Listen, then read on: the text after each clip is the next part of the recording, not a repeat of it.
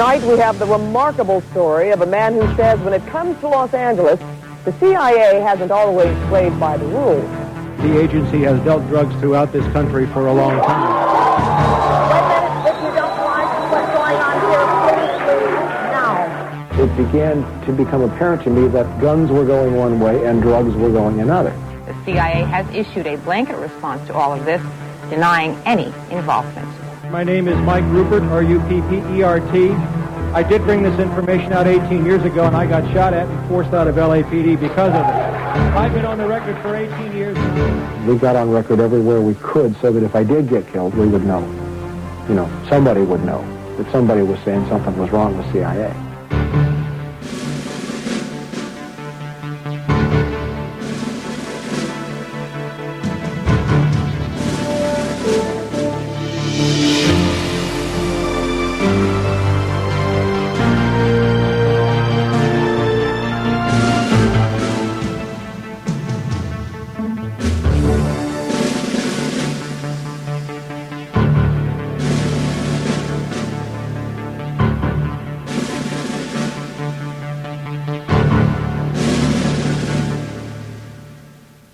Mr. Speaker, members, I rise today really with a very heavy heart, one that is filled with sorrow for the families and the loved ones who were killed and injured this week. Only the most foolish and the most callous would not understand the grief that has really gripped our people and millions across the world. This unspeakable act on the United States has really forced me, however, to rely on my moral compass, my conscience, and my God for direction. September 11th changed the world. Our deepest fears now haunt us. Yet I am convinced that military action will not prevent further acts of international terrorism against the United States. This is a very complex and complicated matter. Now, this resolution will pass, although we all know that the President can wage a war even without it. However difficult this vote may be, some of us must urge the use of restraint. Our country is in a state of mourning. Some of us must say, let's step back for a moment. Let's just pause just for a minute and think through the implications of our actions today so that this does not spiral out of control. Now, I have agonized over this vote, but I came to grips with it today, and I came to grips with opposing this resolution during the very painful yet very beautiful memorial service. As a member of the clergy so eloquently said, as we act, let us not become the evil that we deplore.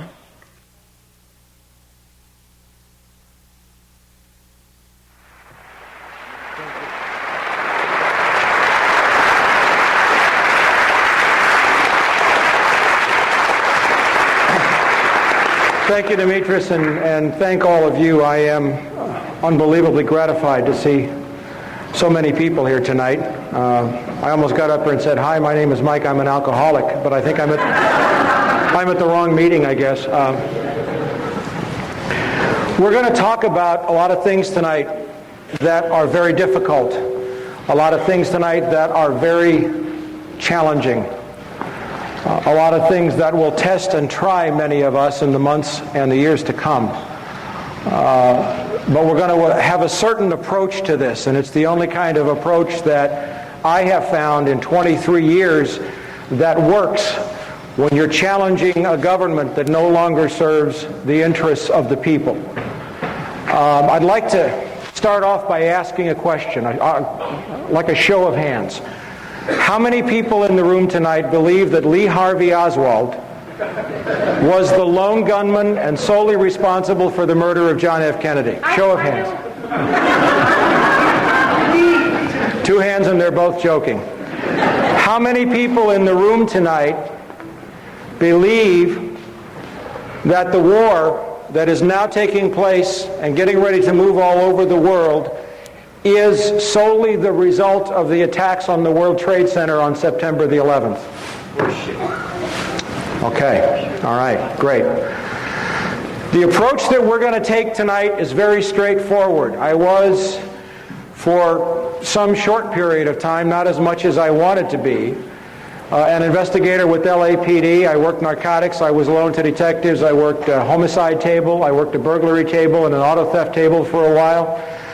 And there is a procedure that you follow when you are presenting evidence. There is a way that you structure evidence to avoid speculation, and there is a way to fight this government. And before we start into the details on September the 11th, I want to show you two dramatic examples. I have two short clips of video that I would like to show you. And if we can run the first one, this will set the tone for what we're going to talk about tonight and what we're not going to talk about tonight. For 38 years, as of November 22nd, just a few days ago, we have had a videotape showing clearly that John F. Kennedy was shot from the front and not the back, where the Warren Commission says that Lee Harvey Oswald was up and behind to the right in the Texas School Book Depository. You look at this tape, and there is clear, convincing, incontrovertible evidence.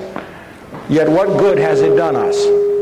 What has it done to change the government? What has it done? What have we, meaning the American people, accomplished with this piece of video that shows his head moving backwards as a result of a bullet impact from the front of his head? It hasn't changed anything. I want you to bear that in mind, because I'm going to use the word "you" a lot tonight. And by you, I mean the American people. I'm talking to you as if I was talking to all 280 million people in this country. And I'm going to say some things that are going to be kind of backing you into a corner. And that is my direct intent. So some of the things we are not going to talk about tonight are speculations about the attacks on September the 11th. We are not going to talk about were there explosives in the building, were the planes piloted by remote control, any of those questions, because those are speculative questions that produce the same kind of results that we just saw on the tape. After 38 years, you can play that all you want, and it doesn't change anything.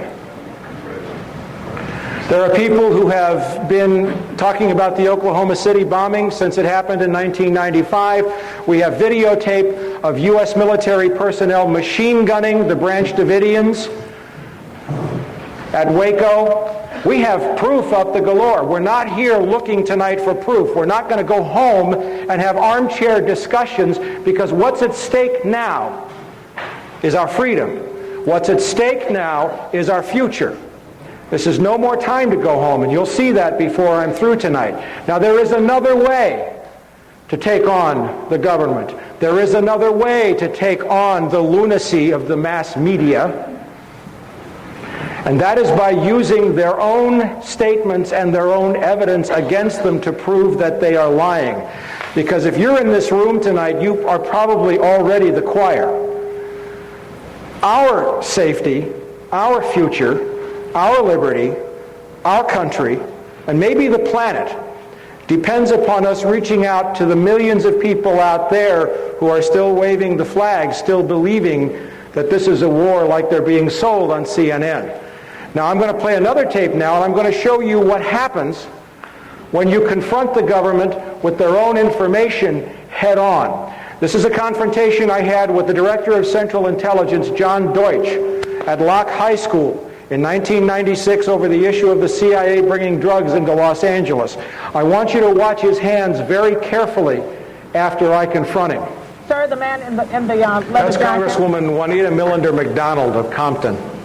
I will be coming back Hi. over. I'll put you. I am a former Los Angeles police narcotics detective, and I work South Central Los Angeles, and I will tell you, Director Deutsch, emphatically and without Can you speak equivocation. further into the mic, sir? These mics don't seem to be...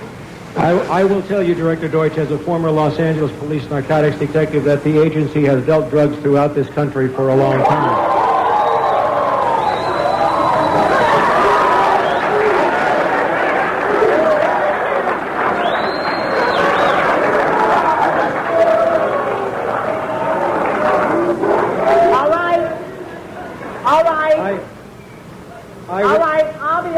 that is an answer for a lot of you. Now, can you please?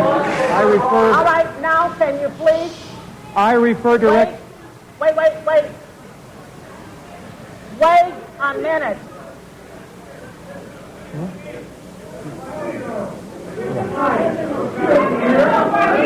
Wait a minute. Wait a minute here. Wait a minute. If you don't like what's going on here, please leave now. Leave. No. Leave now, because there are others who do want to hear what's going on in this room. Will you please take your seats? I will come back to you as we roll back across to the center section. Director Deutsch, I will refer you to 3 specific agency operations known as Amadeus, Pegasus, and Watchtower. I have Watchtower documents heavily redacted by the agency. I was personally exposed to CIA operations and recruited by CIA personnel who attempted to recruit me in the late 70s to become involved in protecting agency drug operations in this country. I have been trying to get this out for 18 years, and I have the evidence. My question for you is very specific, sir. If, in the course of the IG's investigations and Fred Hitz's work, you come across evidence of severely criminal activity, Let him speak into and the it's mic. classified, will you use that classification to hide the criminal activity, or will you tell the American people the truth? Watch his hands. Watch his hands.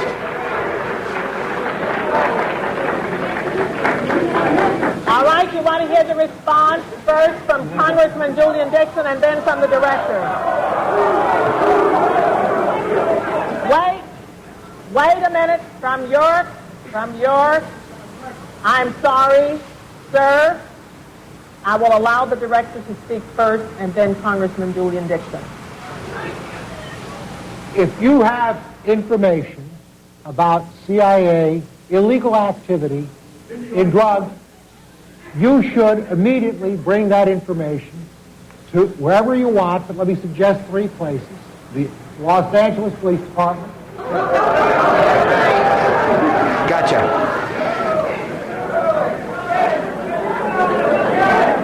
Please. I'm sorry, others want to hear this answer. I am sorry, others want to hear this answer. It is your choice, the Los Angeles Police Department, the Inspector General, or office of one of your Congress persons from this.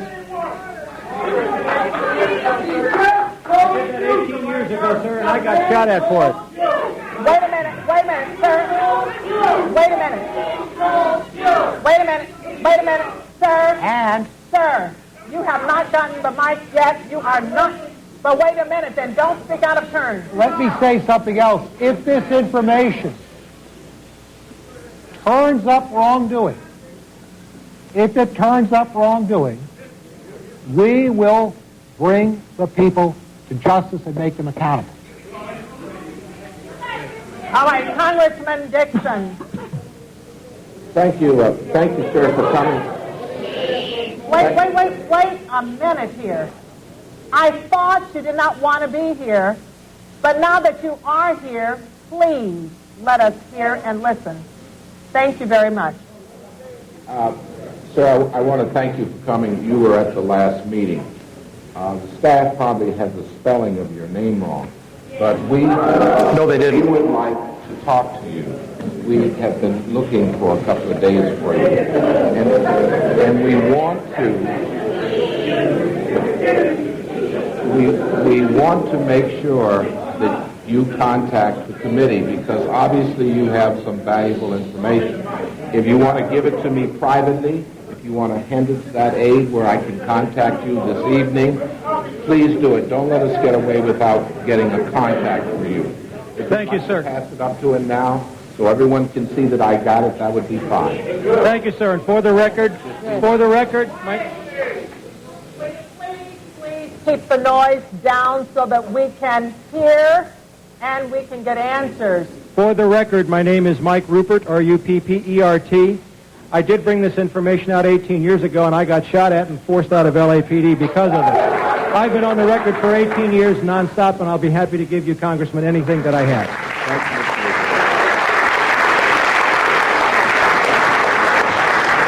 I have to tell you that that was probably the most fun I've ever had in my life. Although tonight may top that. If you can kill the blue on the VCR there. What happened after this was John Deutsch was guaranteed an appointment by Bill Clinton to become the next Secretary of Defense. My confrontation with John Deutsch cost him that appointment. My good friend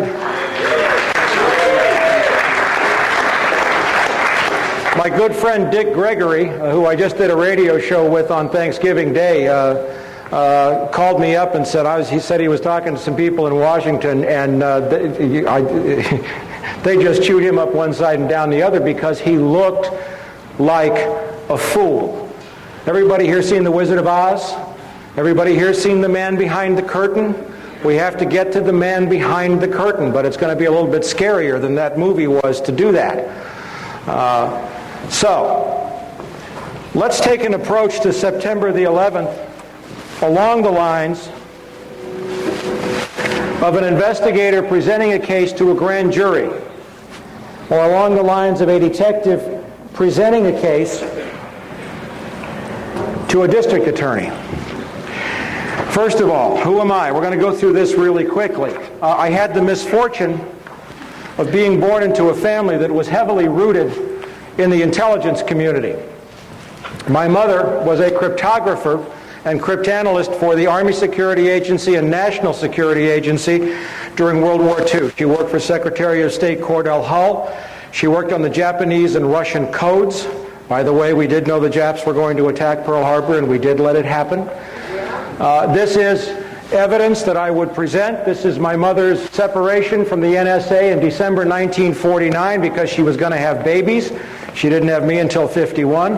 But my dad was also recalled into the Air Force during the Korean War. He went to work for Martin Marietta and went to work on projects like the Titan 3C, which put up all the CIA's keyhole spy satellites.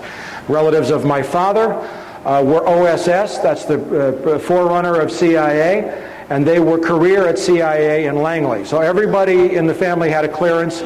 I used to come home from school and say, "What's for dinner?" And Mom would say, "I can't tell you." That's a joke, I hope. Now what I need is a way to do this so that I don't get them all whacked up here. Continuing with the presentation, there's a couple of points I want to make here in Portland.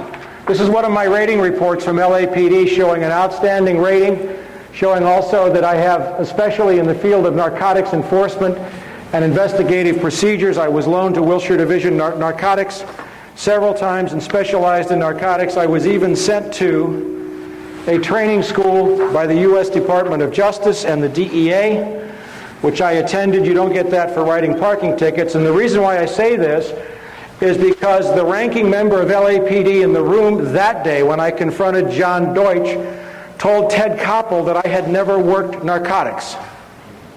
And that got me pulled from a live interview with Ted Koppel.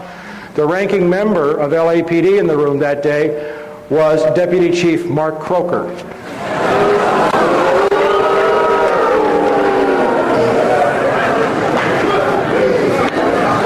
Yeah, I'm having fun already. Now I want to talk about CIA dealing drugs briefly because I have to lay a foundation. You have to understand the economic and the political context in which this war is taking place and in which it is set. And there's two things that if you don't understand, you will never understand September the 11th. One is drugs, the other is oil. Or one is oil, the other is drugs, okay? We want to talk about evidence. We want to talk about proof, okay? This is a memorandum that was written February 11th, 1982 to the Honorable William J. Casey. Everybody remember Bill Casey from Iran-Contra? CIA Director, signed by Attorney General William French Smith. This was at the beginning of the Contra War, very early in the Reagan administration. And something had happened before this. There had been a series of negotiations. Now in the CIA, the highest rung on the food chain is called an officer. If you are a case officer at CIA, you are someone who cannot be disavowed or denied. You are a man of the cloth. You are a man blessed with immunity. The agency will protect you. But underneath that on the food chain, they have career agents, contract agents, foreign agents, informants. They have proprietary companies, employees of the there's a whole category of people. Well, in 1982, because the CIA knew there was going to be a massive explosion in cocaine trafficking that they were going to control, U.S. Cocaine consumption went from roughly 80 metric tons in 1979 to 600 metric tons by 1987. Think about that for a minute. That's a lot of coke. All right? They knew that was coming. All right? So one of the things they did legally, because the agency and the government, they always find paper ways to try to cover their trail, and they think nobody will catch them. One of my favorite lines of all time, and for the first 100 of you who got here, you got a free copy of my last issue of From the Wilderness, is from Alan Dulles, who, when the Warren Commission report was released, however many volumes there were, and you read those volumes and you know that Lee Harvey Oswald didn't kill John Kennedy. And Alan Dulles said, the American people don't read. You don't read. This memorandum says, first of all, they took all the people who were not case officers and they decided to call them non-employees of the Central Intelligence Agency. There's a federal law stating that if a federal employee breaks a federal law, you have to report him. They were caught on the horns of a dilemma. So first they said, well, all these people are not employees, even though they get CIA paychecks. And then they said, in light of these provisions and in view of the fine cooperation the Drug Enforcement Administration has received from CIA, no formal requirement regarding the reporting of narcotics violations has been included in these procedures. That's black and white evidence of a conspiracy. The Attorney General of the United States just told the CIA director he no longer had to report it when anybody other than a case officer was dealing drugs. Let's look at something else about how cynical these people are. Now, I've been studying CIA and the drug trade for about 23 years, and this is one of my favorite documents of all time. Some 28 C-130 Hercules were smuggled by the CIA and the Pentagon through the U.S. Forest Service into private hands, supposedly for the purpose of fighting forest fires. The problem is that some of them turned up in Peru, in Mexico, in Panama, in Angola, in Iran, and Iraq, running covert missions for the CIA. One of these C-130s was caught in Mexico City. Aeropostal de Mexico had it, with $1 billion worth of cocaine on board. The Forest Service, having let these airplanes out, found itself in a kind of embarrassing position. So they had their lawyers work on it, and notice the last sentence. DOD is the Department of Defense. Apparently, DOD thinks that by having the Forest Service as the intermediary, if any future aircraft are used in drug smuggling, the Forest Service and not DOD will suffer the adverse publicity.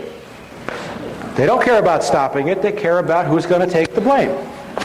It is possible to nail these people, but you have to know how to approach. The main reason why the CIA deals drugs is for one reason and one reason only. It's not to fund covert operations. The main reason is not to weed out the gene pool, although I will tell you, and I have proven that blacks have been deliberately targeted, but the CIA brings in more drugs than all the African Americans could use in this country. The main reason the CIA deals drugs is to support the U.S. economy. Let's take a look for a second. I don't know if you can read this in the back, but I'll call the names out. We're going to see something that's very unusual here. The National Security Act of 1947 created the CIA. It was written by a man named Clark Clifford, who was a longtime aide to Harry Truman. Okay? Clark Clifford's profession was he was a Wall Street banker and lawyer.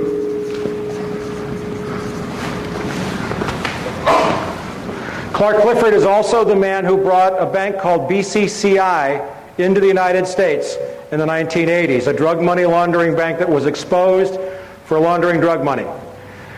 The design for the CIA, in other words, the people who told Clifford how to write the act, were two brothers, John Foster and Allen Dulles, the Dulles brothers, Duller, and Dulles.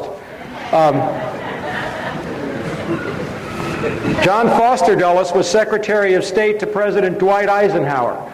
Allen Dulles was the DCI, not from 81 to 87, he was the DCI from, I think, roughly 1953 until about 61 in the Bay of Pigs when John F. Kennedy fired him.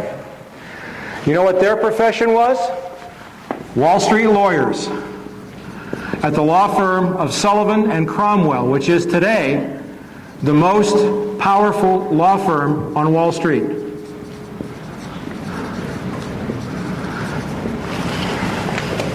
Bill Casey, the man we just saw the memo addressed to. We know he was Ronald Reagan's DCI. What did Bill Casey do for Richard Nixon? He was chairman of the Securities and Exchange Commission.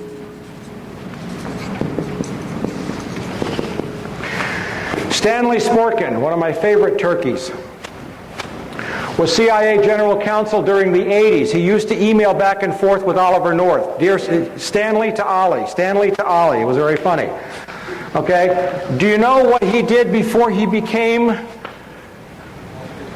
No, he was the General Counsel to the SEC.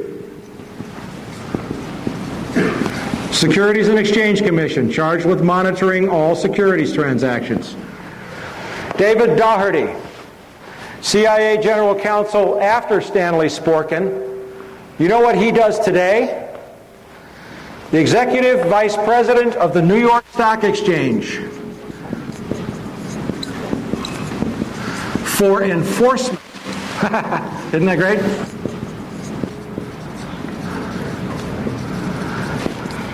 And then we have a gentleman by the name of A.B. Buzzy Krongard, and we're going to hear a lot about Buzzy Krongard tonight.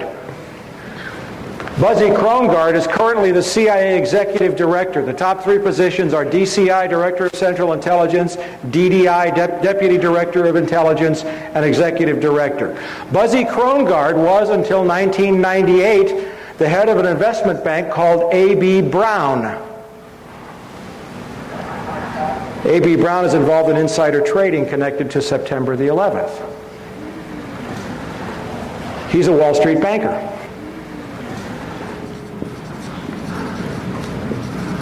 As a matter of fact, 6 out of 7 of the first deputy directors of intelligence came to CIA from Wall Street. The mission of the CIA is to control money and cash flow for the benefit not of you and me, but for the benefit of the banks and the stock brokerage houses and all of the interests that control U.S. politics. Now, the U.S. economy is in deep trouble.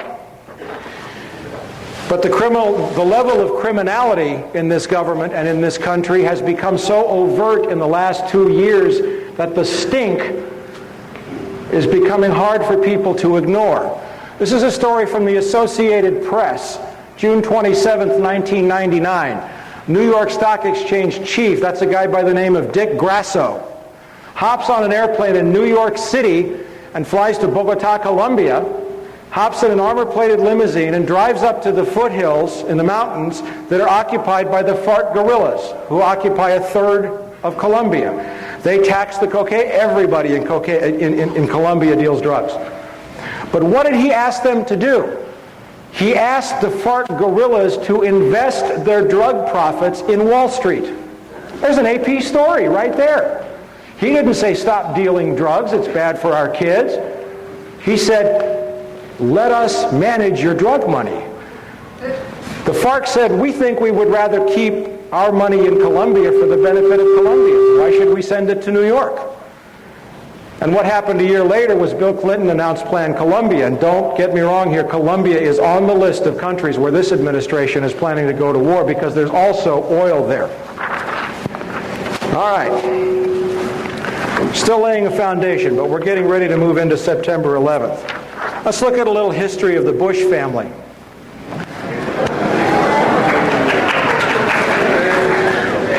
I'm having a lot of fun. Okay. This is from a book called The Unauthorized Biography of George Bush, which is an extremely well-researched book. And everything that they put in here is sourced.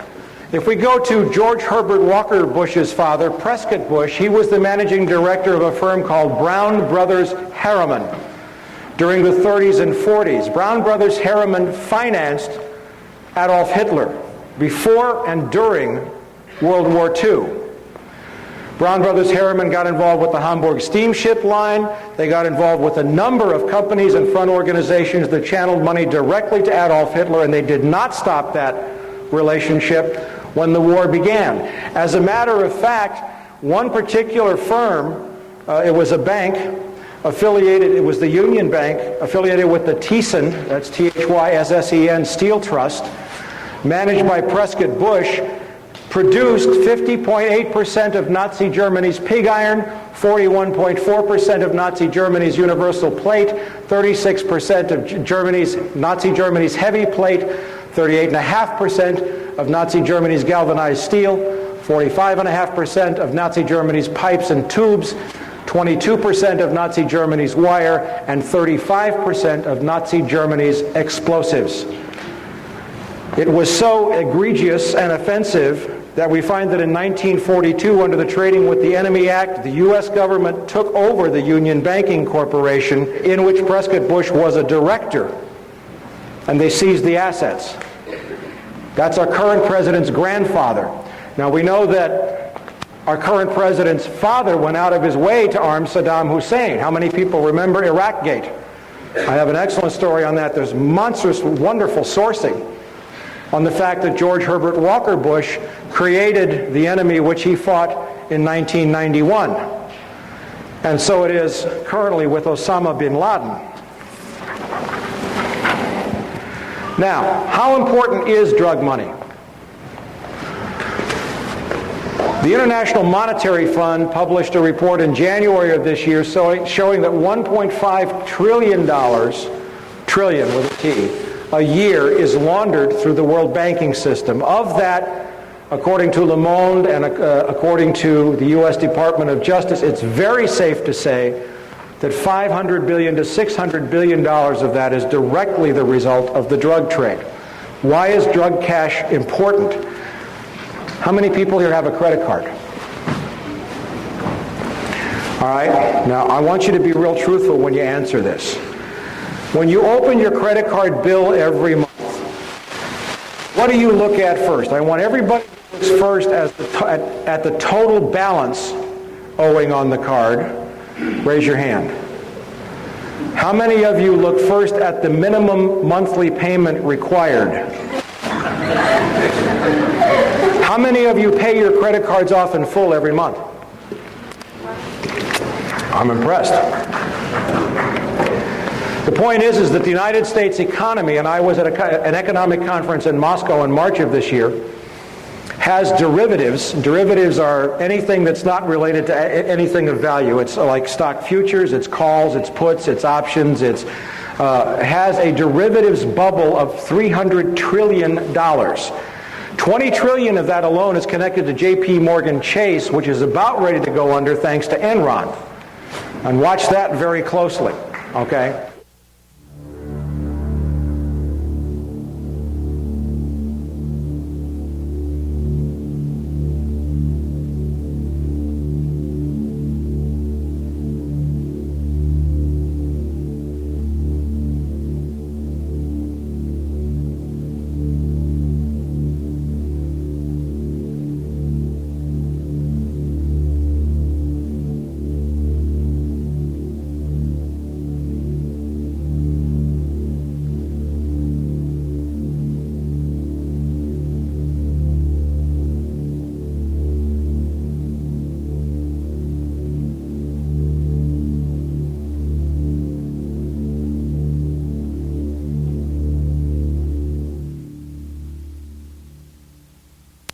Just in March of this year, we had a wonderful piece of evidence come up from Senator Carl Levin's minority report to the Senate Permanent Subcommittee on Investigations, and it was a report on correspondent banks and money laundering. Now, this is a story from the Washington Post dated February 5th, It says, inattention and disinterest by U.S. banks in screening the foreign banks they take as clients has allowed rogue foreign banks, not rogue, and their criminal clients to carry on money laundering and other criminal activity in the United States and to benefit from the protections afforded by the safety and the soundness of the U.S. banking industry, said Senator Carl Levin of Michigan.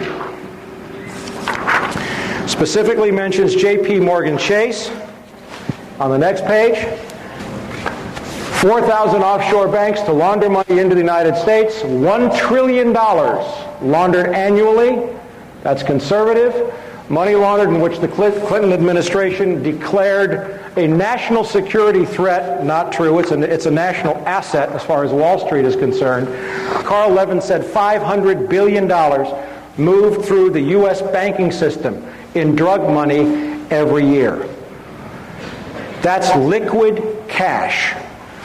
And you want to know how important liquid cash in this was? There's a saying. One of my dear friends and colleagues and mentor, Catherine Austin Fitz, is a former Assistant Secretary of Housing. She was a managing director of Dillon Reed on Wall Street. She says cash flow is everything.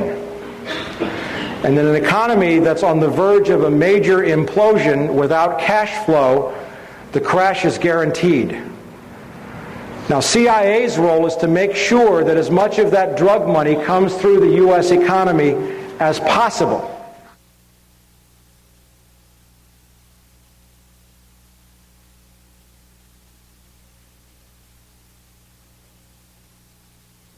When I was a little girl, I grew up at 48th and Larchwood in West Philadelphia, and the Salary Index was 100%.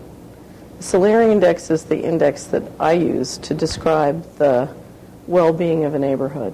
It's the percent of people in a neighborhood who believe that a child can leave their home, go to the nearest place to buy a popsicle, and come home alone safely. It was unthinkable that a child wasn't safe at 48th and Larchwood in West Philadelphia in the 1950s.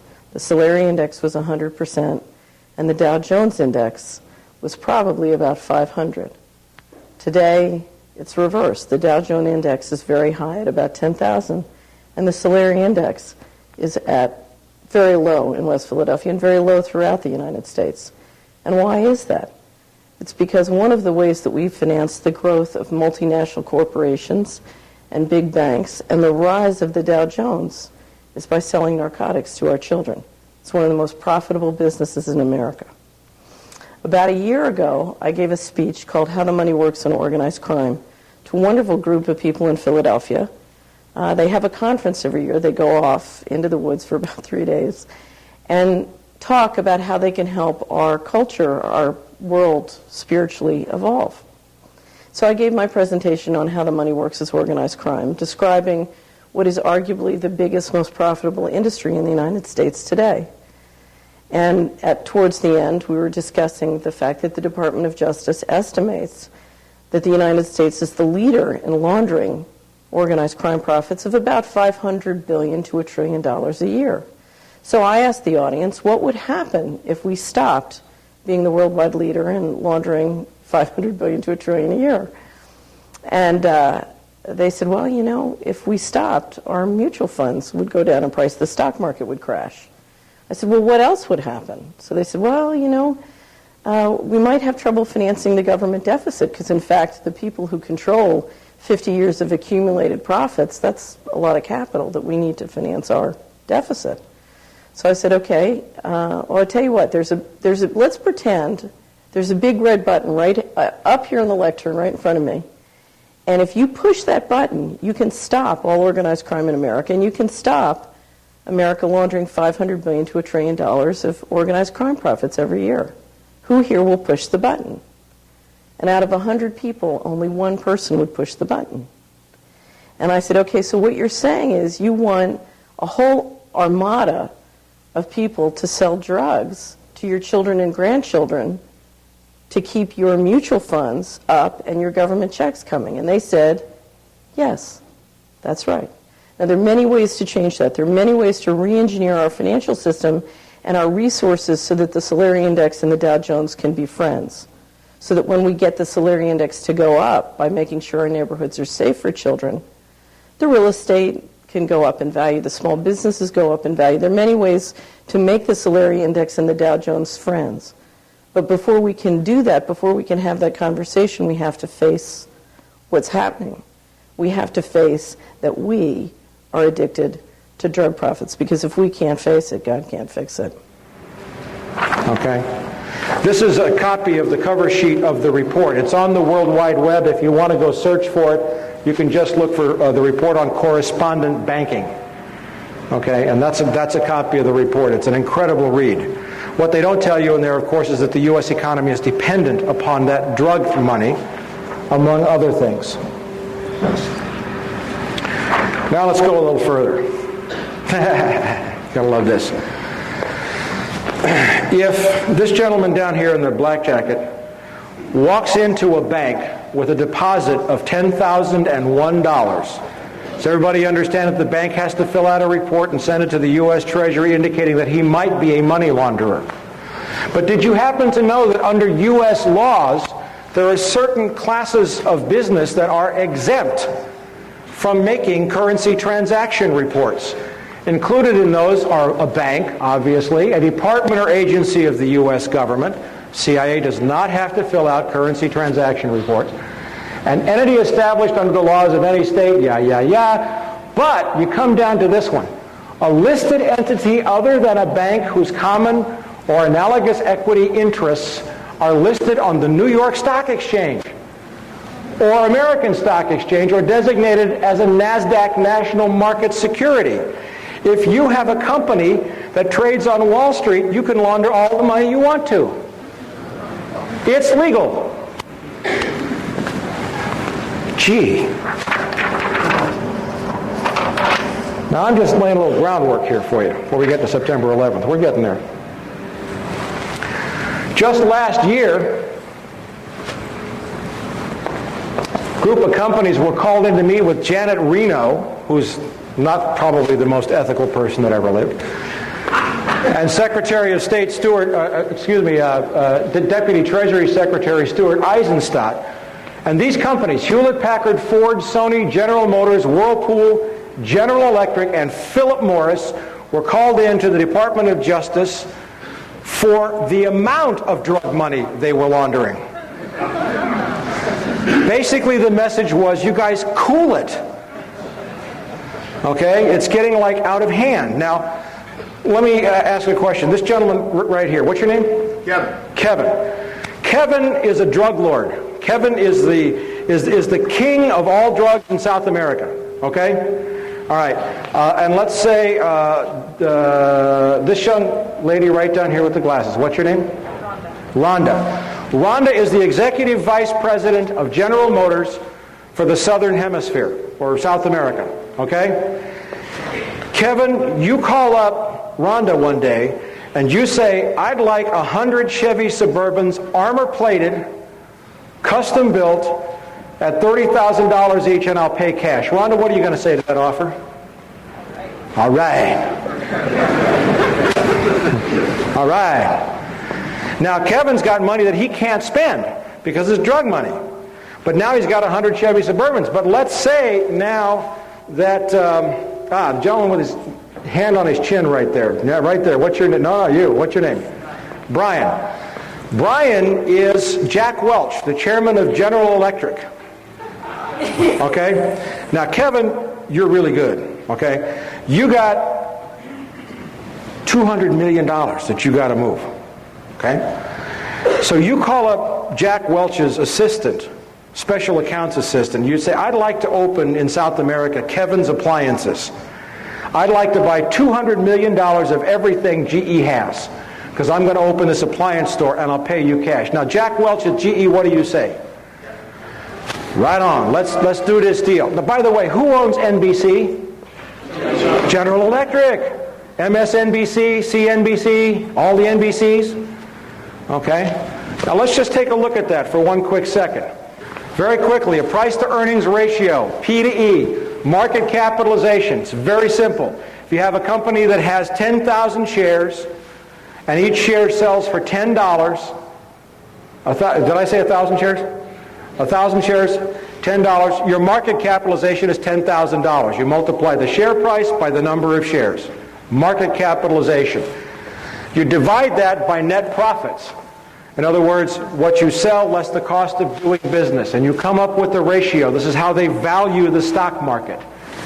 Okay, so if you have a company that has a $300 million market capitalization and a $10 million net profit, the price to earnings is 30. The POP is 30. And that's about right. And by the way, the current Dow Jones Industrial Average is overpriced by about 2/3. Okay? Now, if you have this 30-to-1 ratio, if I add another $1 million,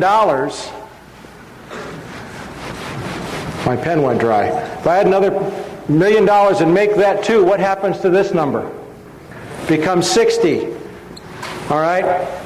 Now, the lady in red down here, who's looking away from me. Ma'am, what's your name? Karen. Karen owns an orange juice company. Makes the best orange juice in the world. And I owe all of what I'm teaching you now to Catherine Austin Fitz. And she has a wonderful website at solari.com, and we'll put those up before I leave. You make incredible orange juice. Okay, the best orange juice in the world. It's fairly priced. Karen's orange juice, right? Okay. You have $1 million net profit a year. Now, let's say this young lady down here in the glasses with the light green sweater. What's your name? That's you. What's your name? Chris. Chris is the chief executive officer of PepsiCo, which owns a small orange juice company called Tropicana. Okay? You see her company with $1 million in net profit. How much, and your price to earnings is 30-to-1. How much are you willing to pay for that? How much are you willing to pay for her company? Would you pay $29 million? Yeah, because the minute you bought her company for $29 million, your stock value goes up $30 million. How do Wall Street executives get paid? In stock. And you watch very closely the Bush administration's plan for economic recovery. It's all handouts to the corporation, which will go directly to boost their POP, which will put hundreds of millions of dollars in the pockets of executives. Has anybody noticed the Bush administration has not offered one single aid plan for any unemployed airline worker?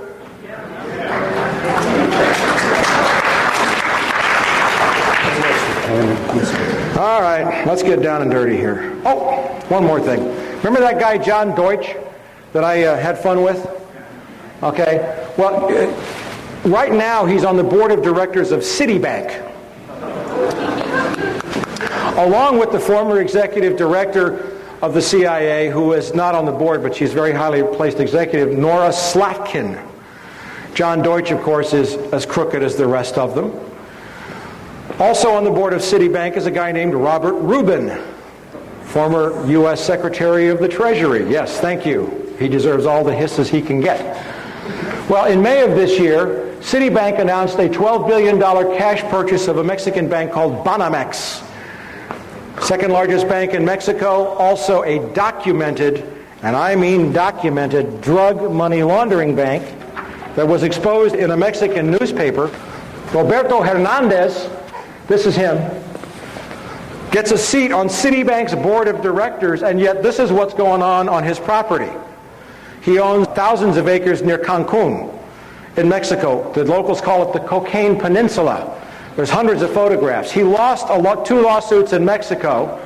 And then my friend Al Giordano, who publishes a great website called www.narconews.com, wrote a great story about the Mexican paper stories, and Hernandez sued Giordano in New York, and he's going to lose that lawsuit, by the way. Al Giordano's a brave journalist.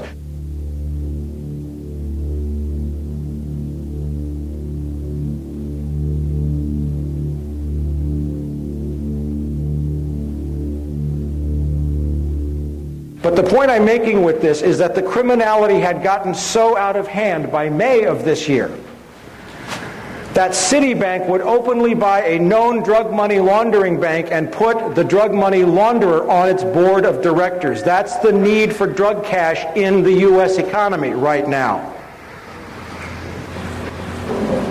By the way, Citibank's record of involvement in drug money laundering is extremely well documented in the Wall Street Journal and the New York Times, it laundered some, I think, $300 or $400 million for Raul Salinas de Gortari, the brother of the former Mexican president. Now let's go to some other things that are going on in the economy so that we set you up to understand what's going on around September the 11th. The U.S. economy is being looted. Anybody here remember the savings and loan scandal? You know, the gang that's in the White House is the same gang that brought us the savings and loan scandal? That took $500 billion out of your pockets. Well, here's some new developments in the government. And by the way, I'm not a Democrat or a Republican. Bill Clinton's a sleazebag too. Okay? That so-called liberal put almost a million nonviolent drug offenders in prison to boost the shares of companies like Corrections Corporation of America and Wackenhut. He destroyed many of the welfare laws, and one is not better than the other. But notice this: HUD loses, Housing and Urban Development, $59 billion. When was the last time you lost $59 billion? This was from testimony in Congress by Susan Gaffney, Inspector General of HUD. And you know what HUD said they did when they couldn't figure out where the money went? We made an adjustment in our checkbook. Where's that money going? You'll find out before we're through. Now, if you thought that was bad, the Defense Department cannot account for $1.1 trillion that seems to have vanished within the tangled system of financial accounting put in place by private contractors. You know who the private contractors are? Lockheed Martin and DynCorp. Okay? HUD, oh, I dropped a microphone. I have more microphones on me than the FBI has in my living room.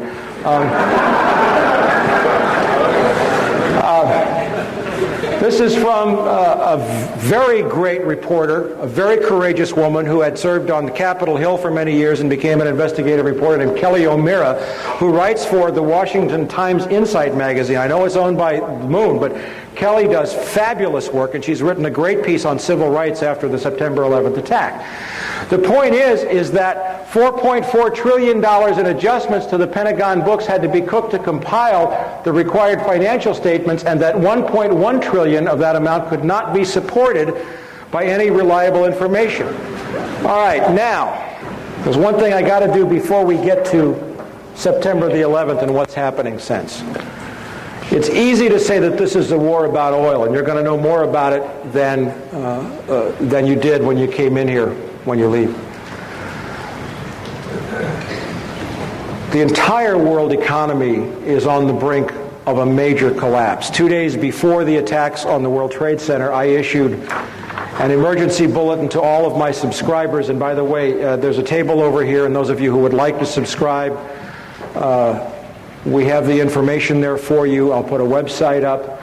We also have videotapes of a lecture on Wall Street's War for Drug Money, which is like 2 hours on what I did with the economy that I gave at the USC School of International Relations last December. And we have those tapes over there. I think Chris Milligan's over there somewhere. Chris, wherever you are. But I issued a bulletin saying that we were on the brink of an economic collapse that would make 1929 look like a picnic. And in the 3 weeks prior to the attacks, the Dow had dropped almost 900 points. Now, what we have seen since then, and you must understand this clearly, is that the Dow's so-called resurrection to close to 10,000 points is strictly the result of a massive infusion of cash from the U.S. Treasury, which is your cash, which is being given to the corporate executives and not to the people who have been laid off. And every time you see the Dow go up, you'd better believe that another 10,000 people have lost their jobs. We are also in a global financial crisis that began in 1998 with the collapse of the bond markets and hedge fund derivatives, the money laundering investigations, and the mega mergers in the financial industry. The war buildup after September 11th is now shifting resources from domestic needs to the defense establishment. This fulfills a Bush-Cheney campaign promise to boost defense spending. But it is not sustainable for a number of reasons. And then this brings us into the issue of oil briefly, and we'll get into this more later.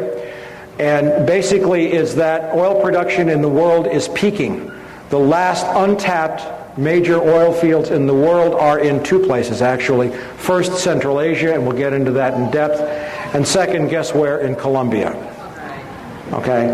And this is now a war, and this is now a moment in human history when the age of oil is nearing its end, because world population and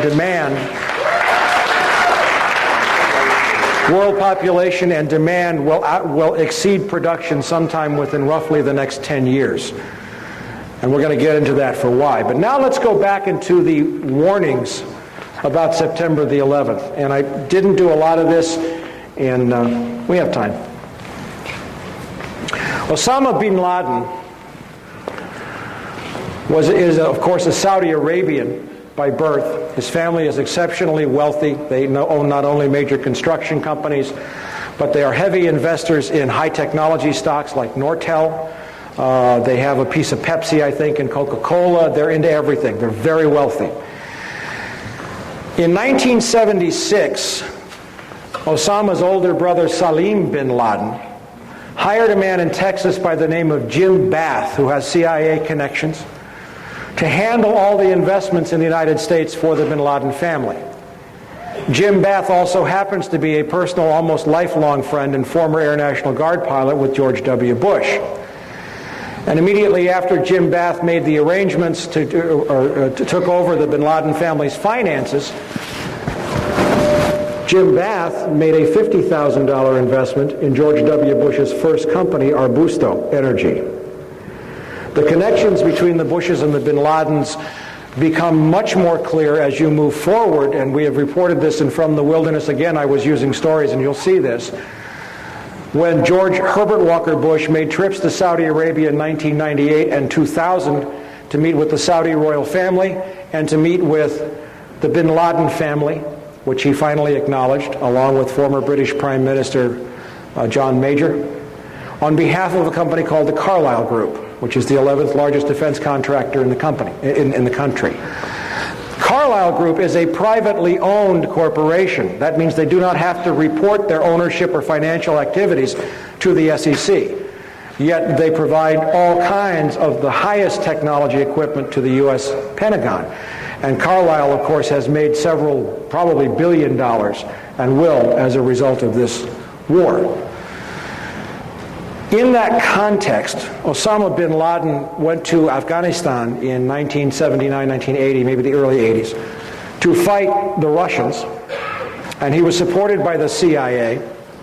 And it's interesting to note that when the Russians invaded Afghanistan, 0%, and this is from Professor Alfred McCoy of the University of Wisconsin, who's also one of my subscribers, in a great book called The Politics of Heroin, 0% of the U.S. consumption of heroin came from Pakistan, Afghanistan before the Russian invasion. By 1985, 86, 40% of the heroin in the United States came from that region, all controlled by the Central Intelligence Agency. And Osama bin Laden came up under a guy named Gulbuddin Hekmatyar, who ran 6 heroin labs, all protected by the CIA and controlled by the agency. He has been a CIA asset for a long period of time. We'll see more about that. He is a CIA creation. Now we come to September 11th, and we're going to go into a timeline here, and I have written several stories, and I was on the radio here with Sheila Hamilton at KPAM just a few days after the attacks, and I was saying the U.S. government knew these attacks were going to take place and did not stop them. And I keep building to that evidence, but I'm going to show you a couple of things now. Not by any means all of the evidence that I have of foreknowledge, but just a couple of telling points. Israeli security issued urgent warning to CIA of large-scale terror attacks. And this is a long story saying that the Israeli Mossad knew that the attacks were going to take place. They knew that the World Trade Center were the targets. This is from the British paper The Telegraph. Two senior experts with Mossad were sent to Washington in August to alert the CIA, and so on and so forth. This is just one of probably 24 examples that I have that are absolutely specific. Now bear in mind that if what I'm showing you is known overtly through the media, how much more does our $30 billion intelligence community know? There's a recurring theme out there that maybe the Israelis did this. You hear that in some right-wing circles. Horsepucky. They didn't do it. They were warning the U.S. hand over fist, and the U.S. did not listen because it needed the attacks. And you will be convinced of that. But here's one of the most telling pieces of evidence that I found. We reviewed the list of former tenants of the World Trade Center at the online Wall Street Journal site, and there's the website. It is an alphabetical list of tenants. Scroll to the very bottom and notice the moving date for the office of Zim American Israeli Shipping to Norfolk, Virginia. They were in the World Trade Center. They must have had Mossad's input because they vacated 1 week before September the 11th, and they broke their lease. The Israelis didn't pull the attack, but they were smart enough to get their people out of the way. How come our government didn't do the same thing for us? Now we're getting into the heart of September the 11th. I picked up this document just a few days after the attacks, September 23rd. And it's from the Herzliya Institute for Counterterrorism. It is an Israeli counterterrorist think tank. Of course it's connected with the Mossad. And what they detailed, this is from the October 15th issue of From the Wilderness. Between September 6th and 7th, the Chicago Board of Options Exchange saw purchases of 4,744 put options on United Airlines and only 396 call options. A put option is basically a bet that the stock price is going to go down. It's a contract that's entered into that's irrevocable. And let's say the gentleman in the suspenders, I do a put option deal with you to sell shares at $100 in 2 weeks, 4 months. 4 months is the standard, but you can write the contract for anything you want. And he's committed now to buy the shares for $100. Well, if I know that the attacks are going to take place, I don't have to deliver the shares until the contract matures. So if I know the stock is going to crash, he enters into a put agreement with me, agrees to buy the shares at $100. The next day the World Trade Center attacks happen. The stocks are selling for $20. I go buy the shares for $20, and he has to buy them for $100. That's how a put option works. That's the short version, okay? So we saw 4,744 put options on United Airlines, but only 396 call options. On September the 10th, 4,516 put options, same deal, were placed on American Airlines, bought on the Chicago Exchange, compared to only 748 calls. There were no other similar trades on any other airlines. And this level of put options was like 600 to 1,200% above normal for United and American Airlines.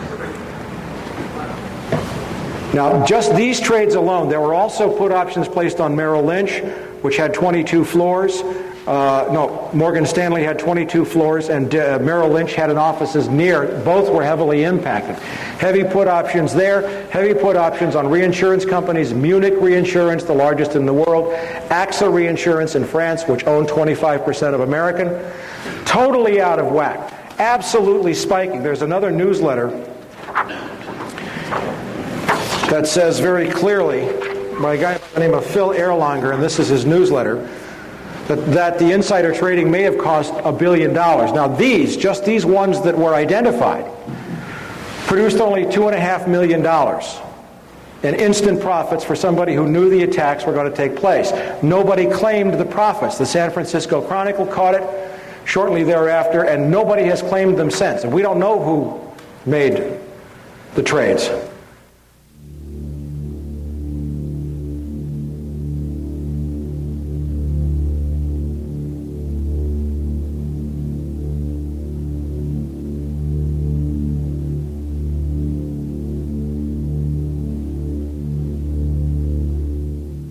But what did the Herzliya Institute for Counterterrorism tell us?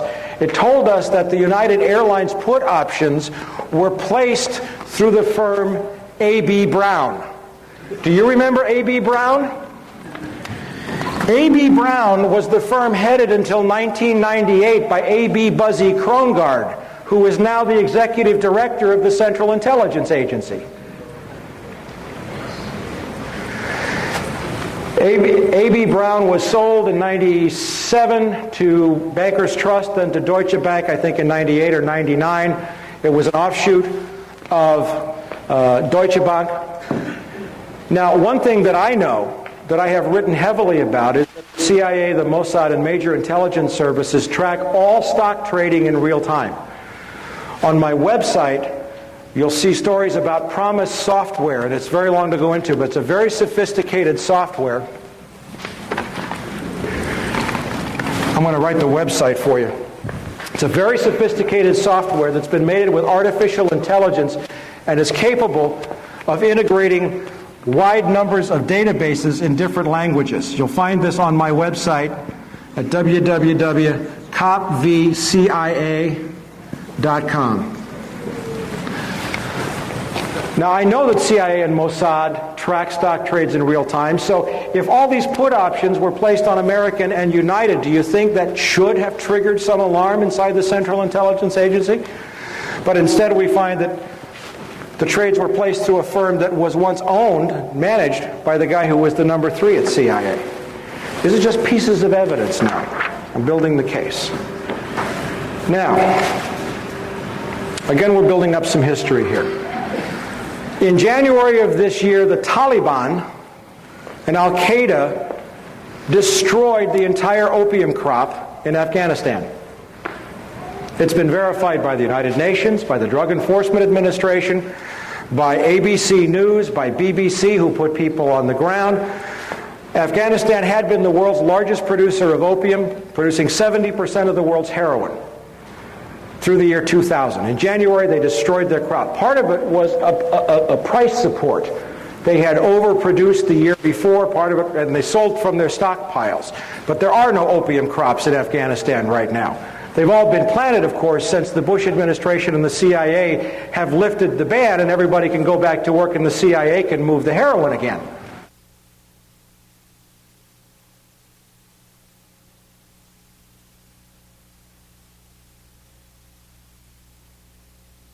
Something that is not being reported in the US press but is getting quite wide coverage in England and in Europe. And that is that the result of our backing the Northern Alliance in Afghanistan this year is to restore a heroin flow which would otherwise have been halved or more in the world, because the Taliban not only announced that they were going to outlaw planting, but their decree worked. There was no Taliban opium planted last year, and that meant a reduction of 90% in the amount of opium coming out of Afghanistan, and the 10% that was left represented a radical increase in the areas under Northern Alliance control. Now, if we had not gone into Afghanistan, this would have been the most effective reduction in the flow of heroin in the world since the DEA was created 30 years ago. But by going into Afghanistan, backing the Northern Alliance, we've now chased the Taliban out, and in all kinds of provinces where the farmers had started to plant wheat, they're now plowing up their fields and putting in opium instead. And the global drug authorities at the UN expect that we're going to go back to the record flow of opium that we've seen in the last couple of years. But we heard right after the attacks on September 11th, Tony Blair saying, "We will bomb the poppy fields." Well, there are no poppy fields. They destroyed their crops. I was in Moscow, Russia in March of this year, and I found out that Uzbekistan, and we're going to get to Uzbekistan in a minute, was awash in a sea of poppies. And what did I find also was that companies like Southern Air Transport, Evergreen, and other CIA-connected affiliates had been flying into and out of Tashkent. The CIA had been setting up operations. There were proprietary companies all over the place in Uzbekistan. So now we have the destruction of an opium crop, which does what? It takes cash out of the world's banking system. in conjunction with a stock market bubble, in conjunction with world oil prices or world oil production diminishing, and a huge bubble on Wall Street. Now we come to,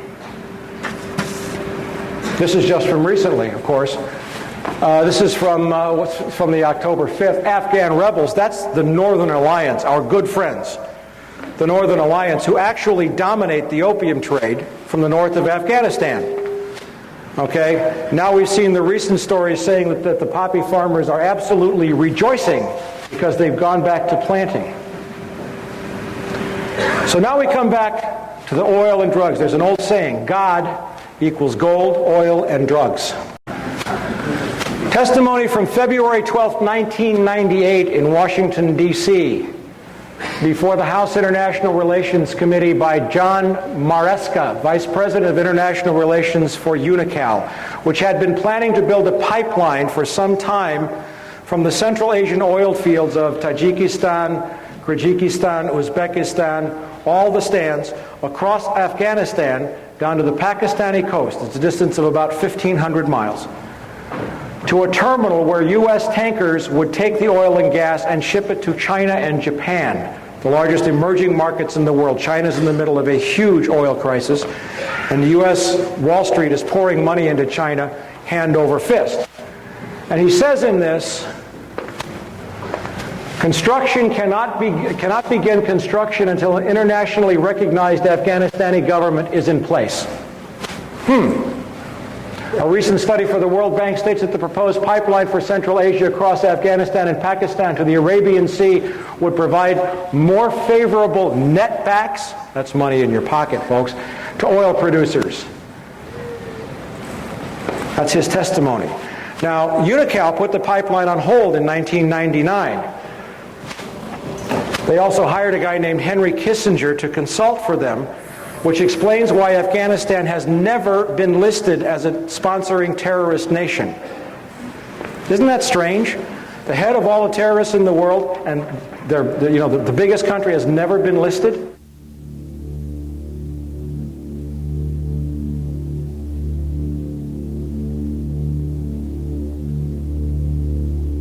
Okay, U.S. companies to invest in Pakistan oil and gas sectors. This is from a Pakistani newspaper, the Frontier Post. The date is, what is the date? October 10th. And what this says, now October the 10th is after we've gone to war, after the attacks on World Trade Center, after we know, is anybody surprised at how quickly we kind of won in Afghanistan? Okay. Well, the war's been planned for 4 years, and I'm saving the best for last, but the U.S. ambassador to Pakistan met with the Pakistani oil minister and briefed the ambassador on the proposed Turkmenistan-Afghanistan Pakistan gas pipeline, and said that this project opens up new avenues of multidimensional regional cooperation, particularly in view of the recent geopolitical developments in the region. Gee, the pipeline that was blocked is now back on full tilt just days after we started the bombing. Suspicious. Okay, maybe I haven't convinced you of everything, but we're just getting warmed up now. This is how Afghanistan went unlisted as a terrorist sponsor. This is the story that I found, and it says right here, UNICAL hired former State Department insiders, former Secretary of State Henry Kissinger, former Special U.S. Ambassador the guy was also, I didn't see that, the UNICAL guy was also a special ambassador, and Robert Oakley, a former U.S. ambassador to Pakistan. You're going to love where Henry Kissinger turns up on this, by the way. All right. This is one other thing about Kissinger. Chinese oil firm picks Kissinger as advisor. This is from November 4th, thank you. The Chinese National Offshore Oil Company has hired Henry Kissinger to head its foreign advisory board. Now, Kissinger's got the Pakistan end and he's got the China end of this oil pipeline. Who does Henry Kissinger front for? Rockefeller. Very good. David Rockefeller. Who's that? Zbig Brzezinski. Zbigniew Brzezinski was counselor for strategic and international studies, professor of American foreign policy at Johns Hopkins, national security advisor to President Jimmy Carter, trustee and founder of the Trilateral Commission, member of the Council on Foreign Relations, international advisor to several major corporations, associate of Henry Kissinger, also worked for Ronald Reagan in intelligence capacities, co-chairman of the Bush National Security Advisory Task Force in 1988. What a guy. Z-Big. Now,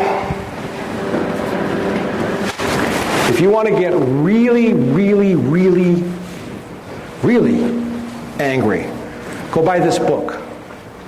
It's called The Grand Chessboard: American Primacy and Its Geostrategic Objectives, written by Zbigniew Brzezinski in 1997. I'm going to read you some quotes from that book.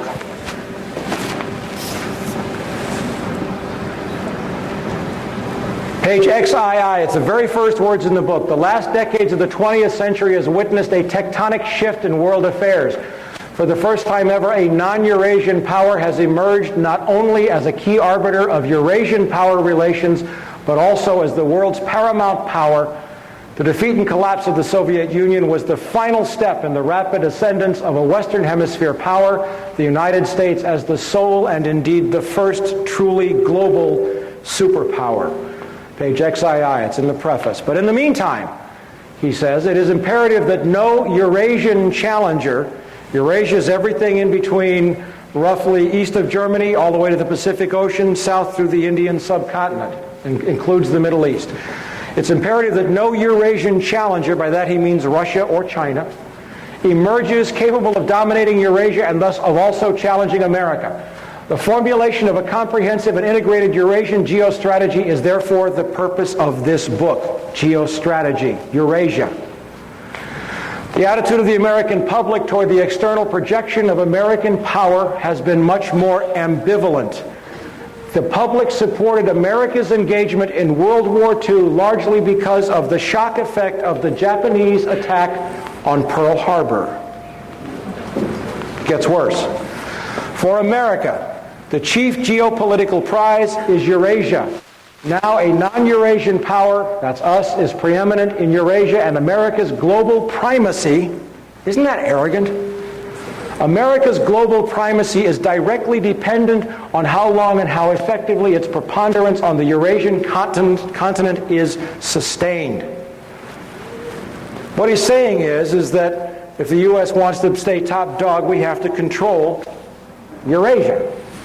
America's withdrawal from the world, or because of the sudden emergence of a successful rival, would produce massive international stability. It would prompt global anarchy.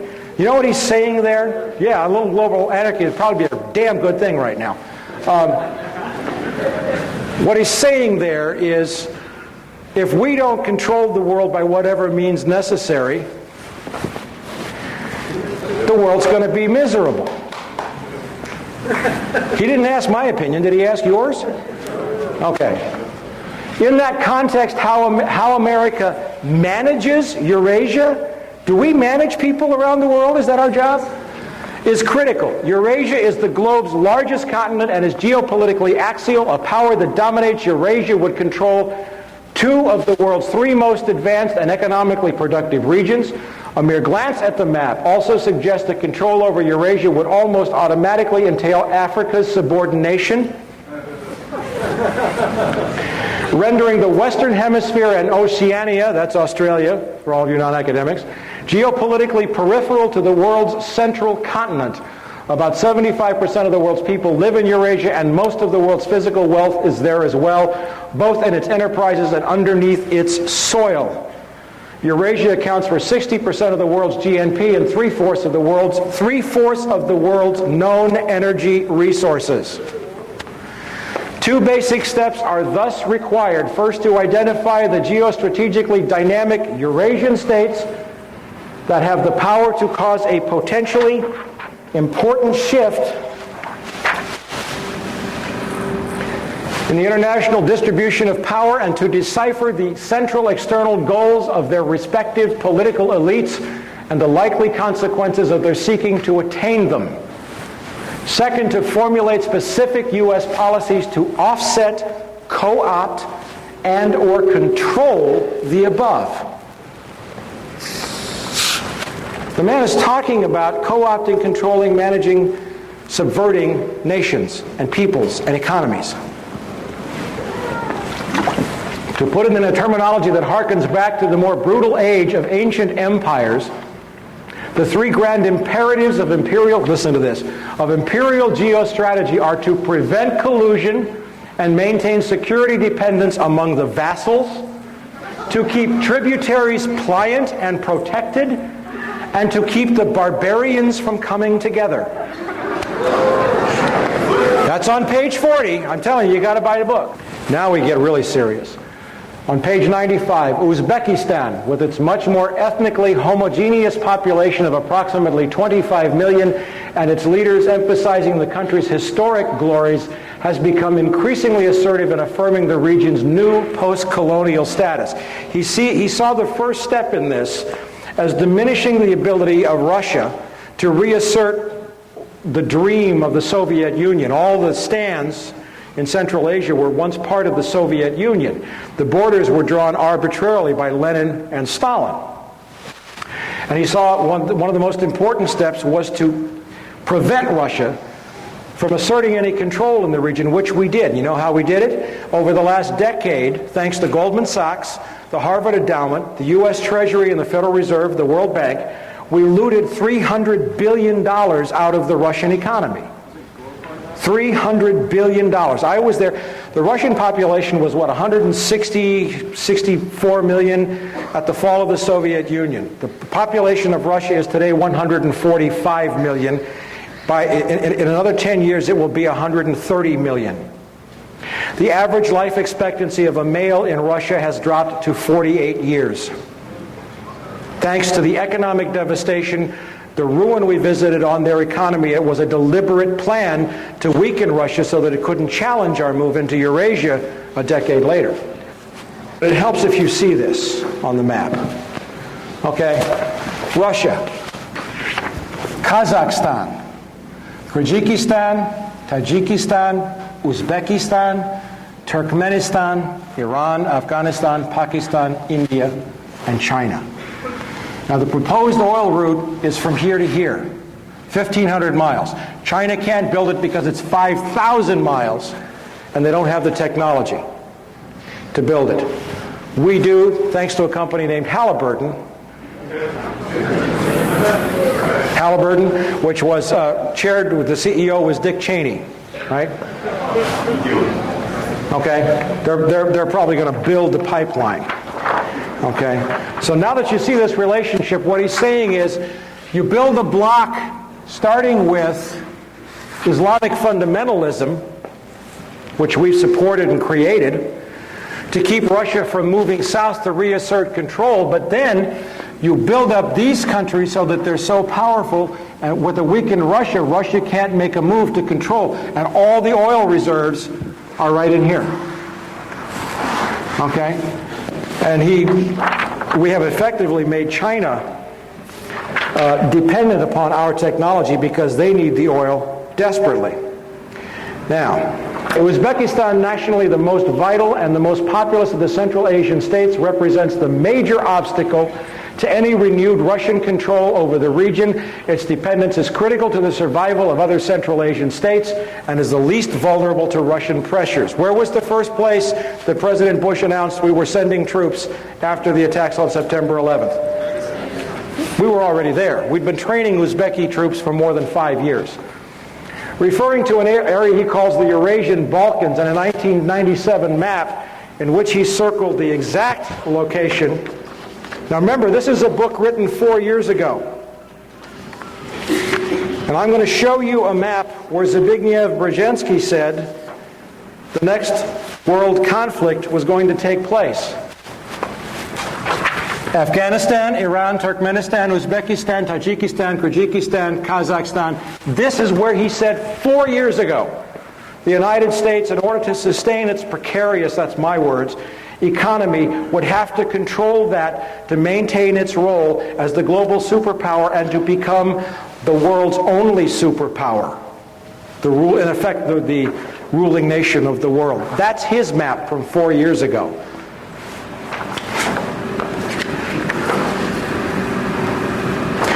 Referring to an area he calls the Eurasian Balkans, and a 97 map in which he circled the exact location of the current conflict, describing it as the central region of pending conflict for world dominance, Brzezinski writes, moreover, the Central Asian republics are of importance from the standpoint of security and historical ambitions to at least 3 of their most immediate and more powerful neighbors, namely Russia, Turkey, and Iran, with China also signaling an increasing geopolitical interest in the region. And he really lets his hair down. More important as a potential economic prize, an enormous concentration of natural gas and oil reserves is located in the region, in addition to important minerals including gold. Didn't know about the gold, did you? The world's energy consumption is bound to vastly increase over the next 2 or 3 decades. Estimates by the U.S. Department of Energy anticipate that world demand will rise by more than 50% between 1993 and 2015, with the most significant increase in consumption occurring in the Far East, China. The momentum of Asia's economic development is already generating massive pressures for the exploration and exploitation of new sources of energy in the Central Asian region, and the Caspian Sea basin are known to contain reserves of natural gas and oil that dwarf those of Kuwait, the Gulf of Mexico, and the North Sea. Once pipelines to the area have been developed, Turkmenistan's truly vast natural gas reserves augur a prosperous future. He's talking about the pipelines. Without sustained and directed American involvement, before long, the forces of global disorder. Global disorder? You mean democracy? Global disorder could come to dominate the world scene, and the possibility of such a fragmentation is inherent in the geopolitical tensions not only of today's Eurasia, but of the world more generally. The most immediate task is to make certain that no state or combination of states gains the capacity to expel the United States from Eurasia, or even to diminish significantly its decisive arbitration role. In the long run, global politics are bound to become increasingly uncongenial to the concentration of hegemonic power in the hands of a single state. Hence, America is not only the first as well as the only truly global superpower, but is also likely to be the very last. And what does he say that's going to happen? He says that the United States will fold into a one-world government in which all nations will cease to exist, run by corporations. I'm paraphrasing it. Now, hold your breath. Very last pages in the book.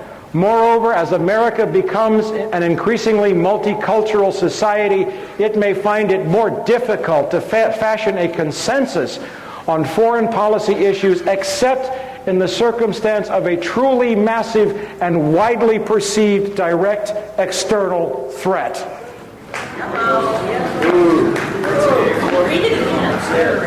Read it again, she said. Maybe I should read this with a German accent. Wait a minute. Moreover, as America becomes an increasingly multicultural society, it may find it more difficult to fashion a consensus on foreign policy issues, except in the circumstance of a truly massive and widely perceived direct external threat.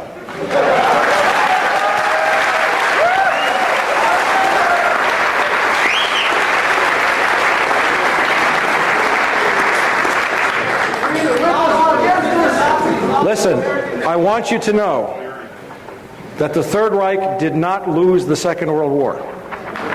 It just changed venues. Now we're going to close with a summation. And you all are still with me. Nobody's fallen over in their chairs, right? Can I have a minute to take a hit off my Pepsi here?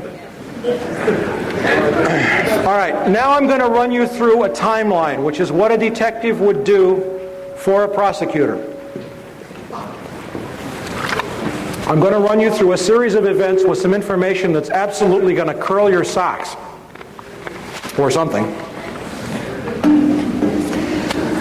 And let's start with some of this we've covered. 1998 and 2000, former President George Bush travels to Saudi Arabia on behalf of the Carlyle Group, the 11th largest defense contractor. While there, he meets privately with the Saudi royal family and the bin Laden family. Source, Wall Street Journal, September 27th. Also from The Wilderness, that's my newsletter, The Best Enemies Money Can Buy. And I hope some of you folks are going to subscribe tonight. Chris, wherever you are, raise your hand. January 2001, the Bush administration orders the FBI and intelligence agencies to back off investigations involving the bin Laden family, including two of Osama bin Laden's relatives, Abdullah and Omar bin Laden. There goes the black sheep theory, who were living, guess where? In Falls Church, Virginia, right next to CIA headquarters. This followed previous orders dating back to 1996, that's under Bill Clinton, frustrating efforts to investigate the bin Laden family. Source, BBC Newsnight correspondent Greg Palast. And on the TV broadcast, he actually held up an FBI national security report showing that the Bureau had been ordered to leave the bin Ladens alone. By the way, this is just for your edification. This is a copy of the BBC report showing that the Bush administration ordered the FBI to stop investigating the bin Laden family in January, right after taking office.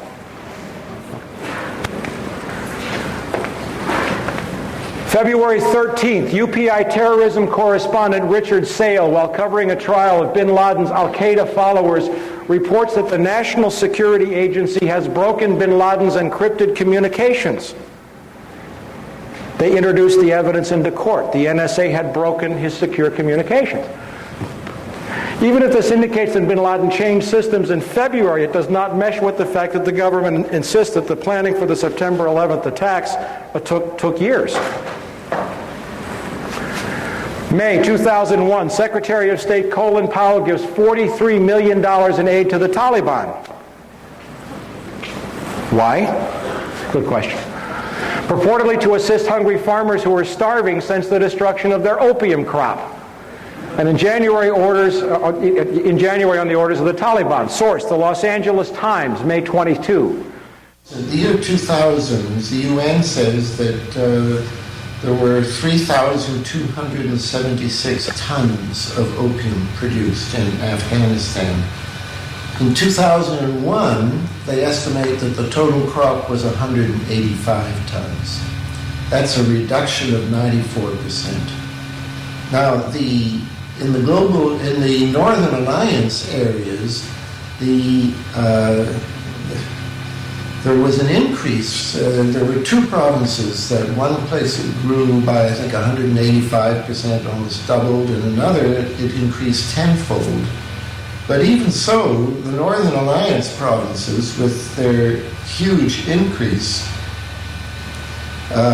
they were 90% of this year's crop, but 90% of 185 tons is not enough to offset. There was a net loss of 3,100 tons of opium, and that would have been such a fantastic improvement in the world opium scene. But now that they are replanting fields all over Afghanistan with opium, that possible victory we could have seen over drugs is being wiped out as a result of the U.S. intervention. May 2001, Deputy Secretary of State, one of my favorite guys in the whole world, Richard Armitage, a former Navy SEAL who used to go on kill missions in Laos and Cambodia, who has been dealing drugs for most of his adult life, who was involved in Iran-Contra and death squads, and who has been around this world as a covert operative, goes to India at the same time while the DCI, the CIA director George Tenet, travels to Pakistan.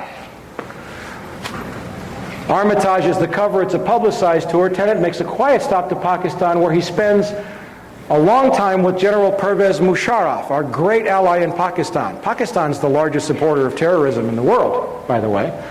Armitage has deep intelligence connections, but Tenet spends hours, and it would be reasonable to assume, wouldn't you agree, that the head of the Central Intelligence Agency, if he's meeting with the president of Pakistan, would also meet with the head of Pakistani intelligence? Wouldn't that make sense to you? Remember, the head of Pakistani intelligence has to be approved by the CIA by treaty.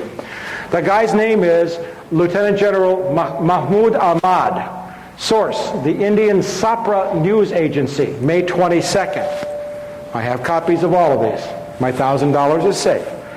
June 2001. German intelligence, the BND, the Bundesnachrichtendienst, warns the CIA and Israel that Middle Eastern terrorists are planning to hijack commercial aircraft to use as weapons to attack important symbols of American and Israeli culture. Source, the Frankfurter Allgemeine Zeitung, that's a great newspaper in Germany, September 14th. July 2001. 3 American officials, Tom Simmons, former U.S. Ambassador to Pakistan, Carl Inderfirth, former Assistant Secretary of State, Lee Coldren, former State Department expert on South Asia, meet with Pakistani and Russian intelligence officers in Berlin and tell them that the U.S. is planning military strikes against Afghanistan in October. A French book, La Vérité Interdite, discloses that Taliban representatives often sat in on the meetings. U.S. is going to the Taliban, now get this, and says, we're going to bomb you to smithereens in October. Could we call that provocation? Historically, there is a model. Franklin Roosevelt shut off the Japanese from oil supplies in the late 30s and early 40s to provoke them into attacking Pearl Harbor. Sources, The Guardian, September 22nd, the BBC, September 18th, and the Interpress News Service in Pakistan, November 16th. Summer 2001, according to a September 26th story in Britain's The Guardian, correspondent David Lee reported that U.S. Department of Defense official Jeffrey Starr visited Tajikistan in January. The Guardian's Felicity Lawrence established that U.S. Rangers were training special troops in Kyrgyzstan at that time.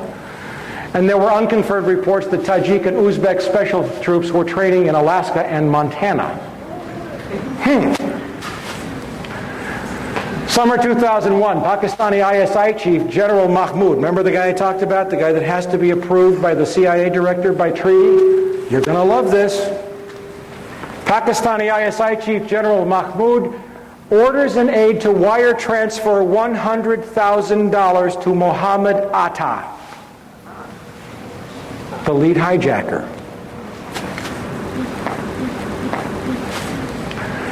Who was, according to the FBI, the lead terrorist in the suicide hijackings. Mahmoud recently resigned after the transfer was disclosed in India and confirmed by the FBI. Source, The Times of India, October 11th. Our allies wiring $100,000 to the lead hijacker before the attacks. Summer 2001, an Iranian man phones the U.S. law enforcement to warn of an imminent attack on the World Trade Center in the week of September the 9th. World Trade Center, September the 9th. German police confirmed the calls but state the U.S. Secret Service would not reveal any information. I got this from the German news agency Online, i.e. September 14th, 2001. August 2001. The FBI arrests an Islamic militant linked to bin Laden in Boston. French intelligence sources confirm the man is a key member of bin Laden's network, and the FBI learns that he has been taking flying lessons in Boston. At the time of his arrest in Boston, where 2 of the planes are hijacked, the man is in possession of technical information on Boeing aircraft and flight manuals. Reuters, September 13th. Summer 2001, Russian intelligence notifies the CIA that 25 terrorist pilots have been specifically training for suicide missions. This is reported in the Russian press, and I have one of my sources, I have several sources who are former CIA officers, translated the article for me.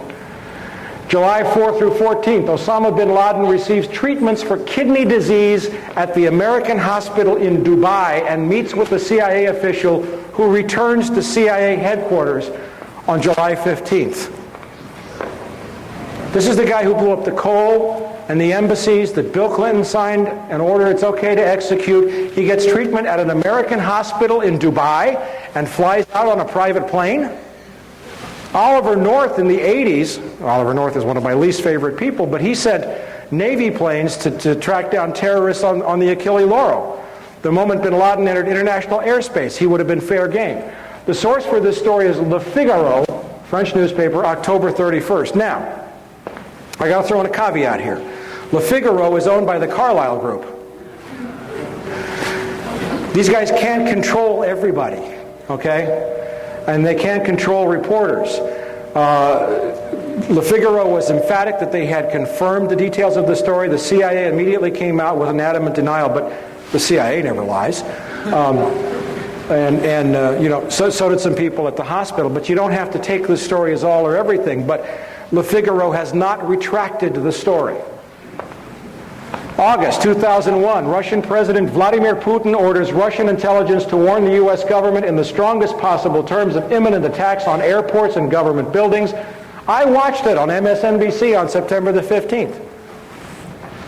August, September 2001, the Dow Jones Industrial Average drops nearly 900 points in the 3 weeks prior to the attack. A major stock market crash is imminent. September 3 through 10. MSNBC reports on September 16th that a caller to the Cayman Islands radio talk show gave several warnings of an imminent attack on the U.S. by bin Laden in the week prior to 9/11. These are just some of the advance warning bits that we have. Now, September 1 through 10. Some 25,000 British troops, the largest British naval armada since the Falkland Island War. It's not Essential Harvest, it's called Swift Sword. An operation in the planning for 4 years, are set to deploy to Oman in the week before the September 11th attacks. It takes years to plan this kind of a deployment. And yet the British government had been planning it for 4 years. After the attack on the 11th, there was a slight hiccup. They waited, but the deployment went ahead as scheduled, supposedly to support the U.S. But you have to understand, I don't know how many veterans we have in this room, but you have to understand that it takes months and months and months to deploy these kinds of personnel, yet they're already set to go to Oman. At the same time, 2 U.S. aircraft carrier battle groups happen to be rendezvousing off the Pakistani coast. This is not a normal deployment. The Pakistani coast is not the Persian Gulf, it's the Arabian Sea.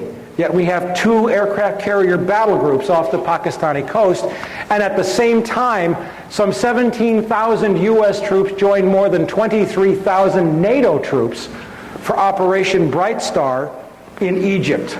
Fully deployed, combat ready, locked and loaded. All before September the 11th. Is this suspicious? I think so. September 6th through 7th. We have the 4,744 put options on United Airlines. CIA monitoring stock trading in real time. September 10th, 4,500 put options are purchased on American. September 6th through the 11th, no other airlines show any similar trading patterns to those experienced by UAL and American.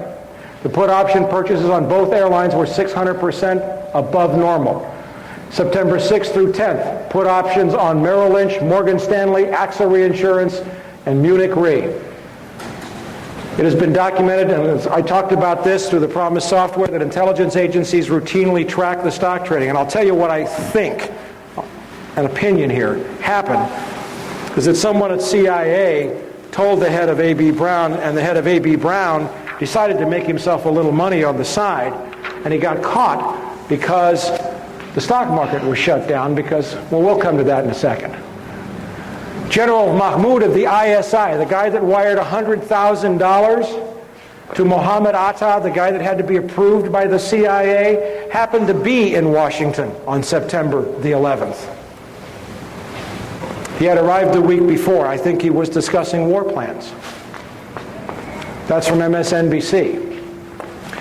September the 11th. for 35 minutes from 8:15 a.m. until 9:05 a.m. with it widely known to the FAA and the military that 4 planes had been simultaneously hijacked and taken off course. No one notifies the President of the United States. It is not until 9:30 that any Air Force planes are scrambled to intercept, but by then it is too late. This means that the National Command Authority waited for 75 minutes before scrambling aircraft, even though it was known that 4 simultaneous hijackings had occurred, an event that has never happened in history. Sources: CNN, ABC, MSNBC, the Los Angeles Times, and the New York Times. And if you go to my website, you will see the beginning of a fabulous series of articles out of Canada by 2 writers, Ilarion Bykoff and Jared Israel. Their website is The Emperor's New Clothes. You can find all the links from my website, all these other sites. They've established clearly, using documents that have now been taken down off of U.S. Air Force websites, that it is a matter of routine policy on the FAA and the U.S. Air Force to scramble a jet the instant any airliner is hijacked without waiting for an order from the President.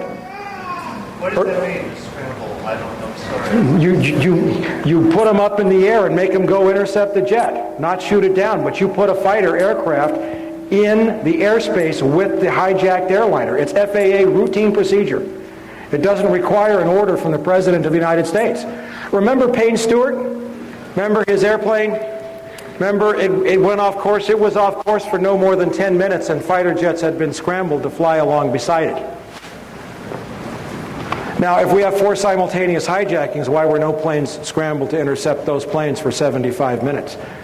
The Andrews Air Force Base website has taken down information saying that it maintained a ready response scramble force to protect the skies over Washington, D.C. A presidential order is not necessary to intercept an aircraft. It is necessary to shoot down an aircraft. And yet the government has committed a lot of lies. Dick Cheney has lied about U.S. Air Force response. I used to work outside Andrews Air Force Base. I saw F-16s, F-18s, F-15s taken off all the time. So they took down that site? They have changed the site. It has been archived and saved. If you go to my website, go to the articles, you can get links to the way it used to read. Okay? All right. September 13th. China is admitted to the World Trade Organization after 15 years of unsuccessful attempts. The vote was taken. It was just ratified about a week ago, but that was the vote. Nobody noticed. September 15th, the New York Times reports that Mayo Shattuck III, the head of A.B. Brown in the United States, resigned effective immediately without explanation. The insider trading, September 15th was the first day that the stock market opened after the attacks. September 29th, the San Francisco Chronicle reports that 2.5 million in put options on American Airlines and UAL are unclaimed. This is the result of the suspension in trading. Nobody showed up to claim it. October 10th, the Pakistani newspaper Frontier Post reports that Ambassador Wendy Chamberlain has called on the Pakistani oil minister. The pipeline is now a go. Mid-October 2001, the Dow Jones is back up near 10,000 as a result of the massive looting, outpouring of cash. Gonna love this one. One of my dearest causes in the whole world, I have a couple of monthly columns in magazines, one of which is High Times, believe it or not. And, it's a strange thing for an ex-narc who hasn't had a beer or a joint. I've had no mind-altering chemicals in 18 years.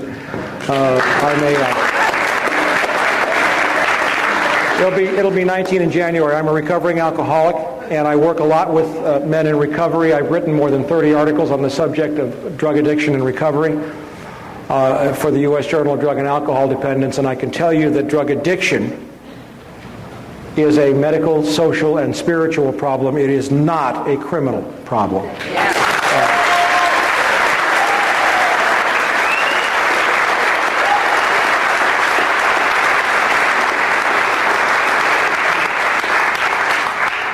And one of the most frightening things that I saw in the wake, and we're going to wind this up here, and I'm going to hit you with everything that I got.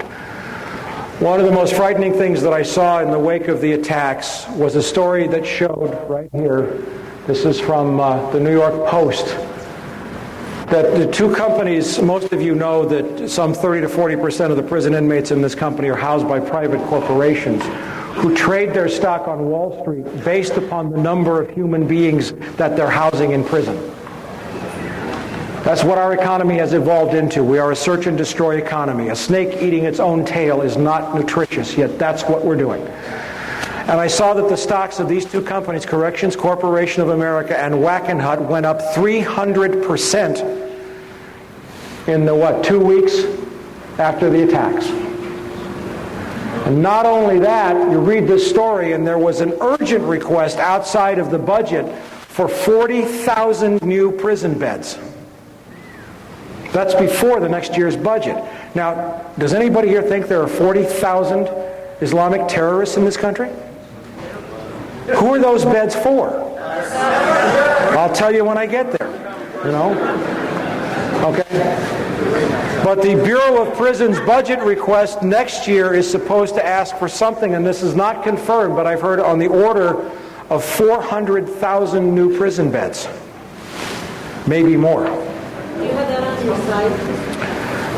What I just showed you was in one of the issues of the newsletter on the site, yes. Now, in January of this year, when the Bush administration took office, these are the folks that brought us savings and loan with Lockheed Martin, DynCorp, looting $2 trillion out of the Department of Defense, $59 billion out of HUD.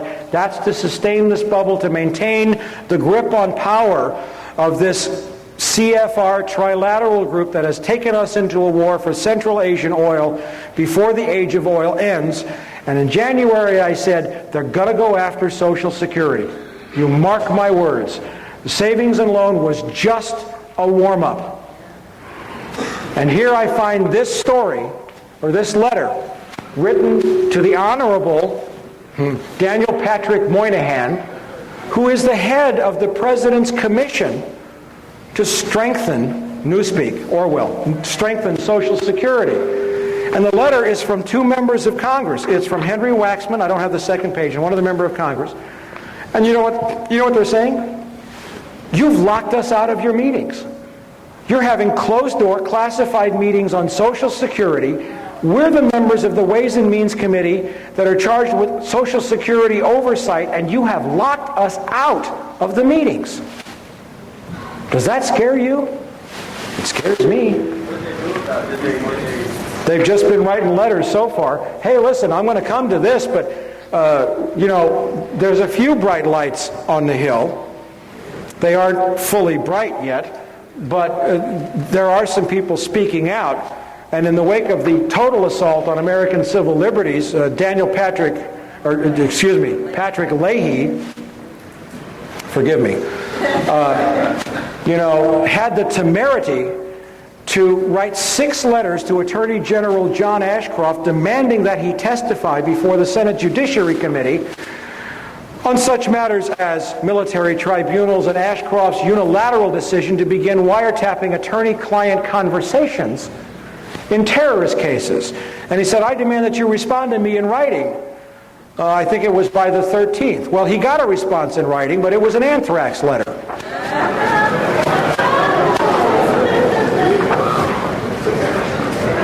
You notice they're only going to Democrats?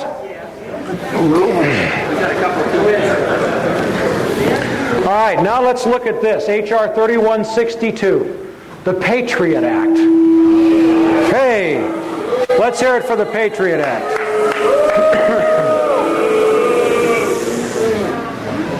Now it's group therapy. That's good. Okay.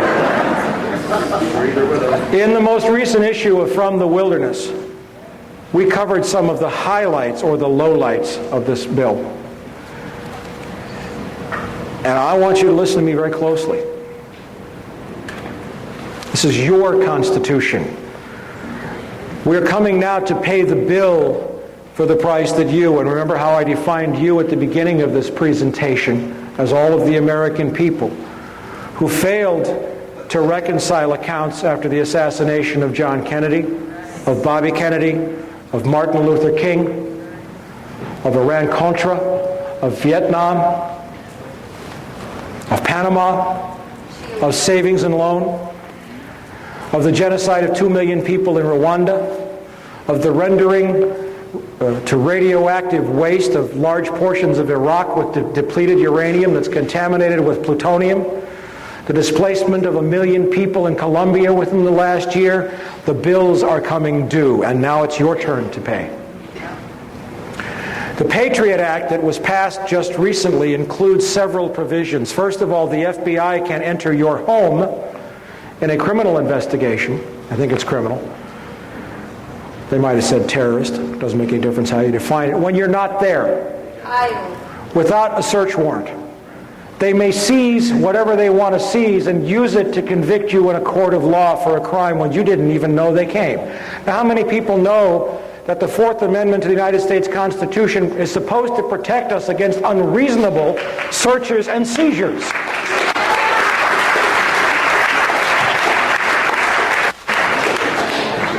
The Patriot Act also permits the CIA to share its intelligence files with local law enforcement. Now, what does that mean? Everybody knows the agency's been wiretapping people illegally for a long time. So is the FBI, COINTELPRO. I mean, you know, but the deal is that that information, because it wasn't obtained under a warrant, could never be introduced into court as evidence. Now when the CIA turns all that information over to the Los Angeles Police Department or the Chicago Police Department, they can write that up as a probable cause statement, go out and find one other piece of evidence, and put it all into court. Gee, the Fourth Amendment is gone. The exclusionary rule, it's gone. The Act also provides that local police agencies can share their intelligence with the CIA, who may in turn share it with foreign intelligence agencies. We have the beginnings of a global secret police. Echelon is a program of wiretapping run by the United States, Great Britain, Australia, New Zealand, and Canada. And it was originally set up on the premise, gee, it's illegal for CIA to wiretap Americans, but there's nothing wrong with the Canadians doing it. And Americans will wiretap the British, and the Australians will wiretap, and then we all share it.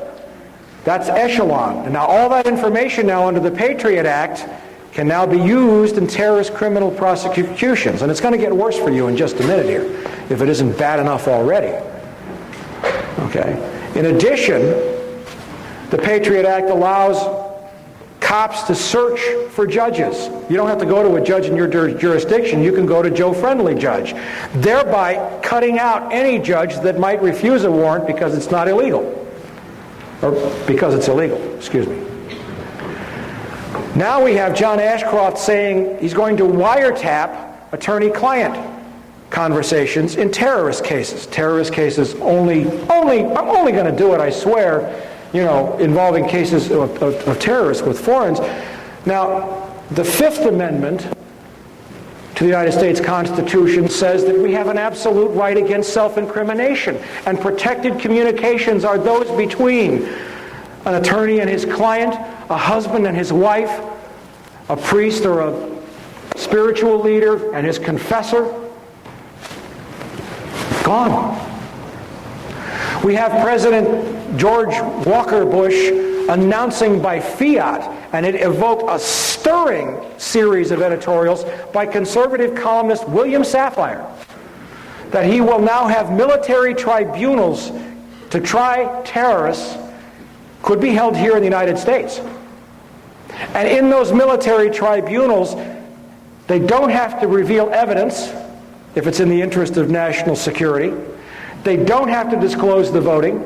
They don't have to publicize the trial, and the person convicted can be executed even if 1/3 of the officers disagree. The Sixth Amendment to the United States Constitution provides the right to a fair and speedy trial, the right to confront one's accusers and to examine the evidence against him. Also under the Patriot Act, it is legal for the FBI to come into any business on a terrorist investigation and seize all of the business records. And what's more, there's a clause in there that says that if it's your business, you can't tell anybody that the FBI was there, or they can lock you up. There goes the First Amendment, the freedom of speech. part of the First Amendment.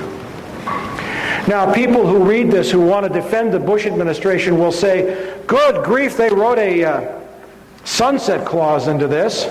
It's supposed to go away after 4 years. Well, if you read the sunset clause, and it's in my last issue of From the Wilderness, there's a provision in there that says this clause applies except for in any case where where the investigation was begun before the sunset clause takes effect. The sunset clause doesn't exist. All they have to say is we started this investigation before it's a date in 2005. And there is no sunset clause. There is no Santa Claus, maybe. This is just the beginning. I didn't become a policeman to break laws. I became a policeman to protect people and to enforce laws. In the article in Inside Magazine, it was mentioned that you didn't get a chance to read the bill completely before you had to vote on it. Is that true? You know, that is interesting because a lot of people are fascinated with that possibility, and it is true. And they think, well, is this the first time that's happened? And I say, no. Anything that's important, that's the usually way they do it. Unfortunately, what they do is they pull these shenanigans and say, you don't have much time. But we looked real hard for that bill. And even while I was going to the floor, the staff still could not get it off the internet. So that in itself should have been a reason for everybody to vote against it. So there was not a full disclosure there. We had an idea that they were taking a reasonably bad bill and substituting a very bad bill, which was the Senate version. The House had actually cleaned up the Senate version to some degree, but they switched it at the last minute. We did not have it in front of us, so that even made it that much easier to vote against. And I am a very poor example. 23 years. I've been shot at twice. I've been made homeless. I've been forced into bankruptcy. I was told that if I ever had children, they'd be killed. I was denied employment. I was arrested on phony charges. I've had all of that in 23 years, and yet my sacrifice pales by comparison to some brave men I know. And I'll mention two out of dozens that I know. One is Celerino Castillo, a DEA agent who lives in McAllen, Texas, in poverty, who watched the CIA loading planes full of cocaine at Ilopango Airfield in El Salvador, who confronted Vice President George Bush then, and who was told to leave it alone. It's a White House operation. The DEA forced him out and almost killed him like Serpico. And the other is a Marine colonel by the name of Jim Sabo, who caught those CIA C-130s flying cocaine onto his base at El Toro Marine Air Station and was murdered because of it.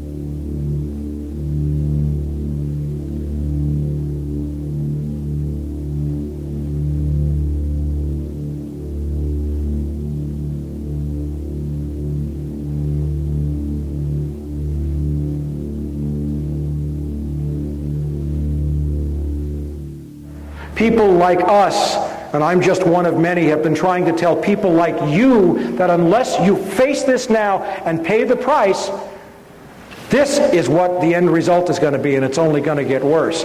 Catherine Austin Fitts has a great saying, if we can face it, God can fix it. But it can't happen until we face it. Now let me show you what's on the drawing boards. This is being debated right now. Model State Emergency Health Powers Act as of October 23rd. This goes in conjunction with the 300 million doses of smallpox vaccine that are being ordered. This is an act that will give state and local governments the right to seal off neighborhoods, herd people into stadiums, close down all transportation, water, and communications, seal off everything, suspend the Constitution, seize property, and suspend the writ of habeas corpus. All justified under a supposed threat of massive biological warfare. This is being debated right now. The criminality of this regime is out of the closet. I noticed it was out of the closet in May when Citibank bought Banamex. They don't care anymore. They're arrogant. But I got news for you. These guys, and especially George W. Bush, play in a rigged game. They've always played in a rigged game. And those who play in a rigged game get stupid because they don't have to perform. Their arrogance gets them. Now, if you have any lingering doubts, and you can go to my website and read all of these documents of Operation Northwoods. These are declassified top secret documents from 1962 showing that the Joint Chiefs of Staff had planned to shoot down 2 American airliners and blame it on Fidel Castro for the purpose of getting a war with Cuba. You don't have to believe me. Go read the declassified documents yourself. They don't care about us. Okay? They're all on the website.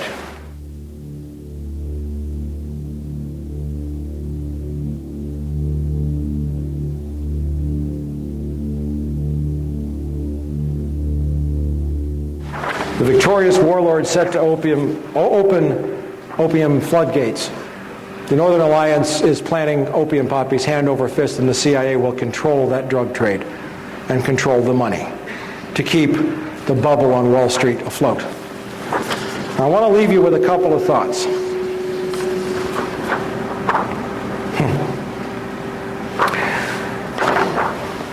I may have scared you, and I love it when people come up to me and say, Mike, what am I supposed to do? And I know that in your head you're saying, you don't want me to tell you what you're supposed to do because what you want me to tell you is something that'll let you go home, drink a beer, watch your television set, and manage your 401k plan. Okay? Yeah, you can write, and I got to tell you, From the Wilderness, my newsletter has doubled in size since September the 11th. And you know what I'm doing with the money? I'm hiring reporters and I'm writing more stories. One thing you can do...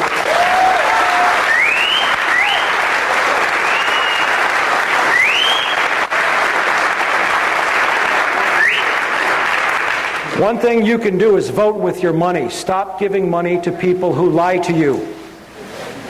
Okay?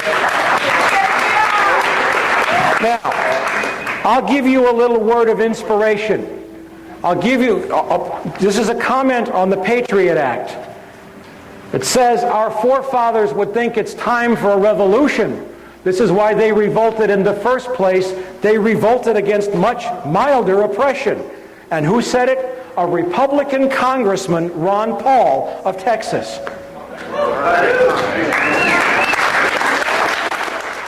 To vote against the Patriot Act was a very easy vote for me. To me, it was a clear violation of the civil liberties of all Americans. It was called Patriot Act because they didn't want anybody to vote against it, claiming that if you didn't vote for it, you weren't a patriotic American citizen. I think it was probably the opposite way. I think those who voted for it voted for a bill that undermined the Fourth Amendment, the whole principles of individual freedom and liberty in this country. So it was very easy for me to oppose a bill that would just open up Pandora's box with search warrants and the whole ability to wiretap and listen to all our communications, whether they were on the internet, and check on websites, the whole works. It was very easy for me to vote against that bill.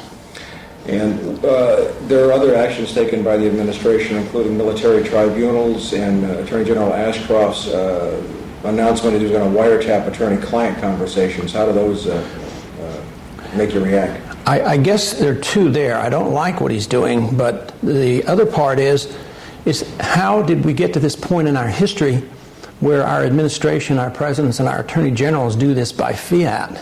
Just come up and declare, well, there's going to be new military tribunals set up, or we're going to wiretap communications between the accused and their lawyers, and they didn't even confer with the Congress. So I would say that's very bad. Of course, there's the slippery slope there. They say, well, we're only going to do this with the terrorists. Well, how do we know who the terrorists are if they haven't had a trial? So the whole thing is just outlandish for a country that pretends to protect the rights of the accused, and we challenge other countries like Peru in recent years for setting up these type of tribunals.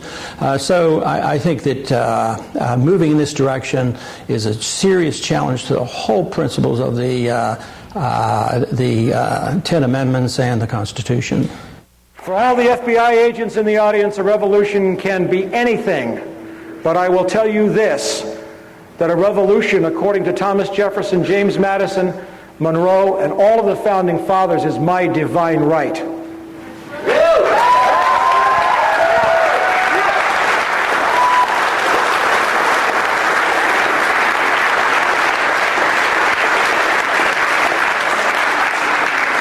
One of the most offensive statements I have heard since September the 11th was Pennsylvania Governor Tom Ridge when he was sworn in. And he said, civil liberties are one of the most precious gifts that we give our citizens. I got news for you, Governor Ridge. These are inalienable rights. You don't give nothing to me, we give them to you.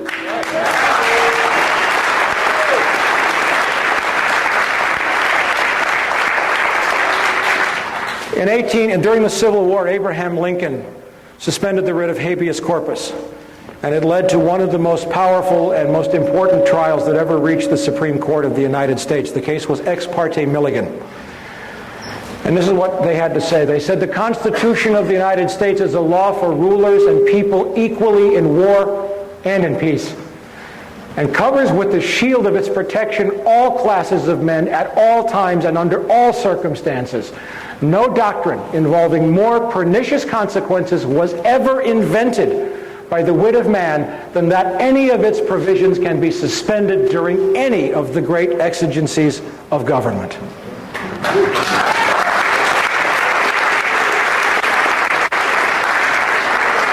That was when we had a Supreme Court. Now, I want you to bear in mind, you may think that the system of government is still mildly working here.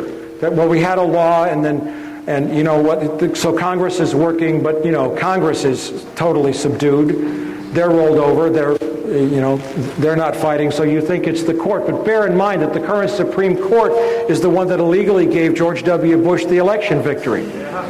And when I say illegally, I mean it was a butchery in the major media, because the Florida law said the clear intent of the voter.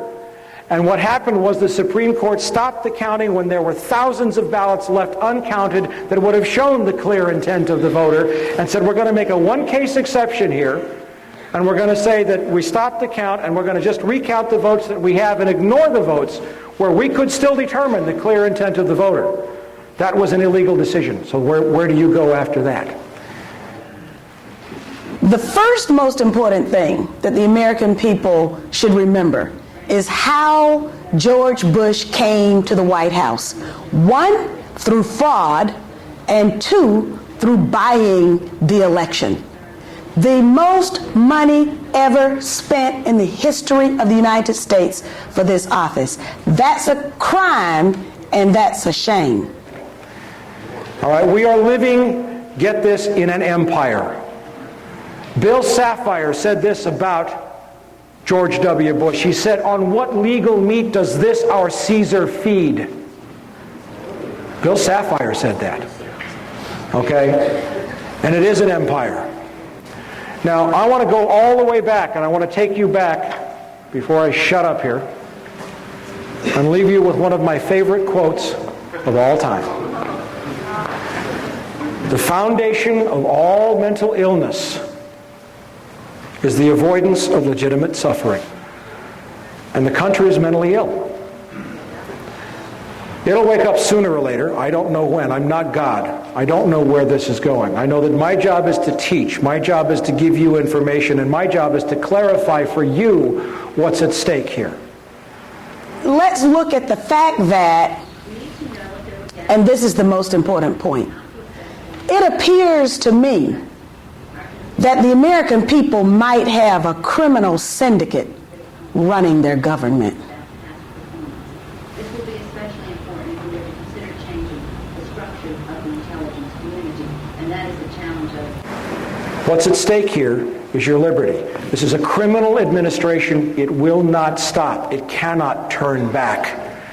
President Bush broke the Presidential Records Act of 1978 by refusing to release the Ronald Reagan papers. Arbitrarily broke the law. John Ashcroft broke the law by ordering wiretaps of attorney-client conversations in terrorist cases. The Supreme Court doesn't exist. They're grabbing for the power right now, and you better rest assured, as sure as I'm standing here tonight, that the war that's supposed to be taking place against terrorism is also a war against you. Thank you very much.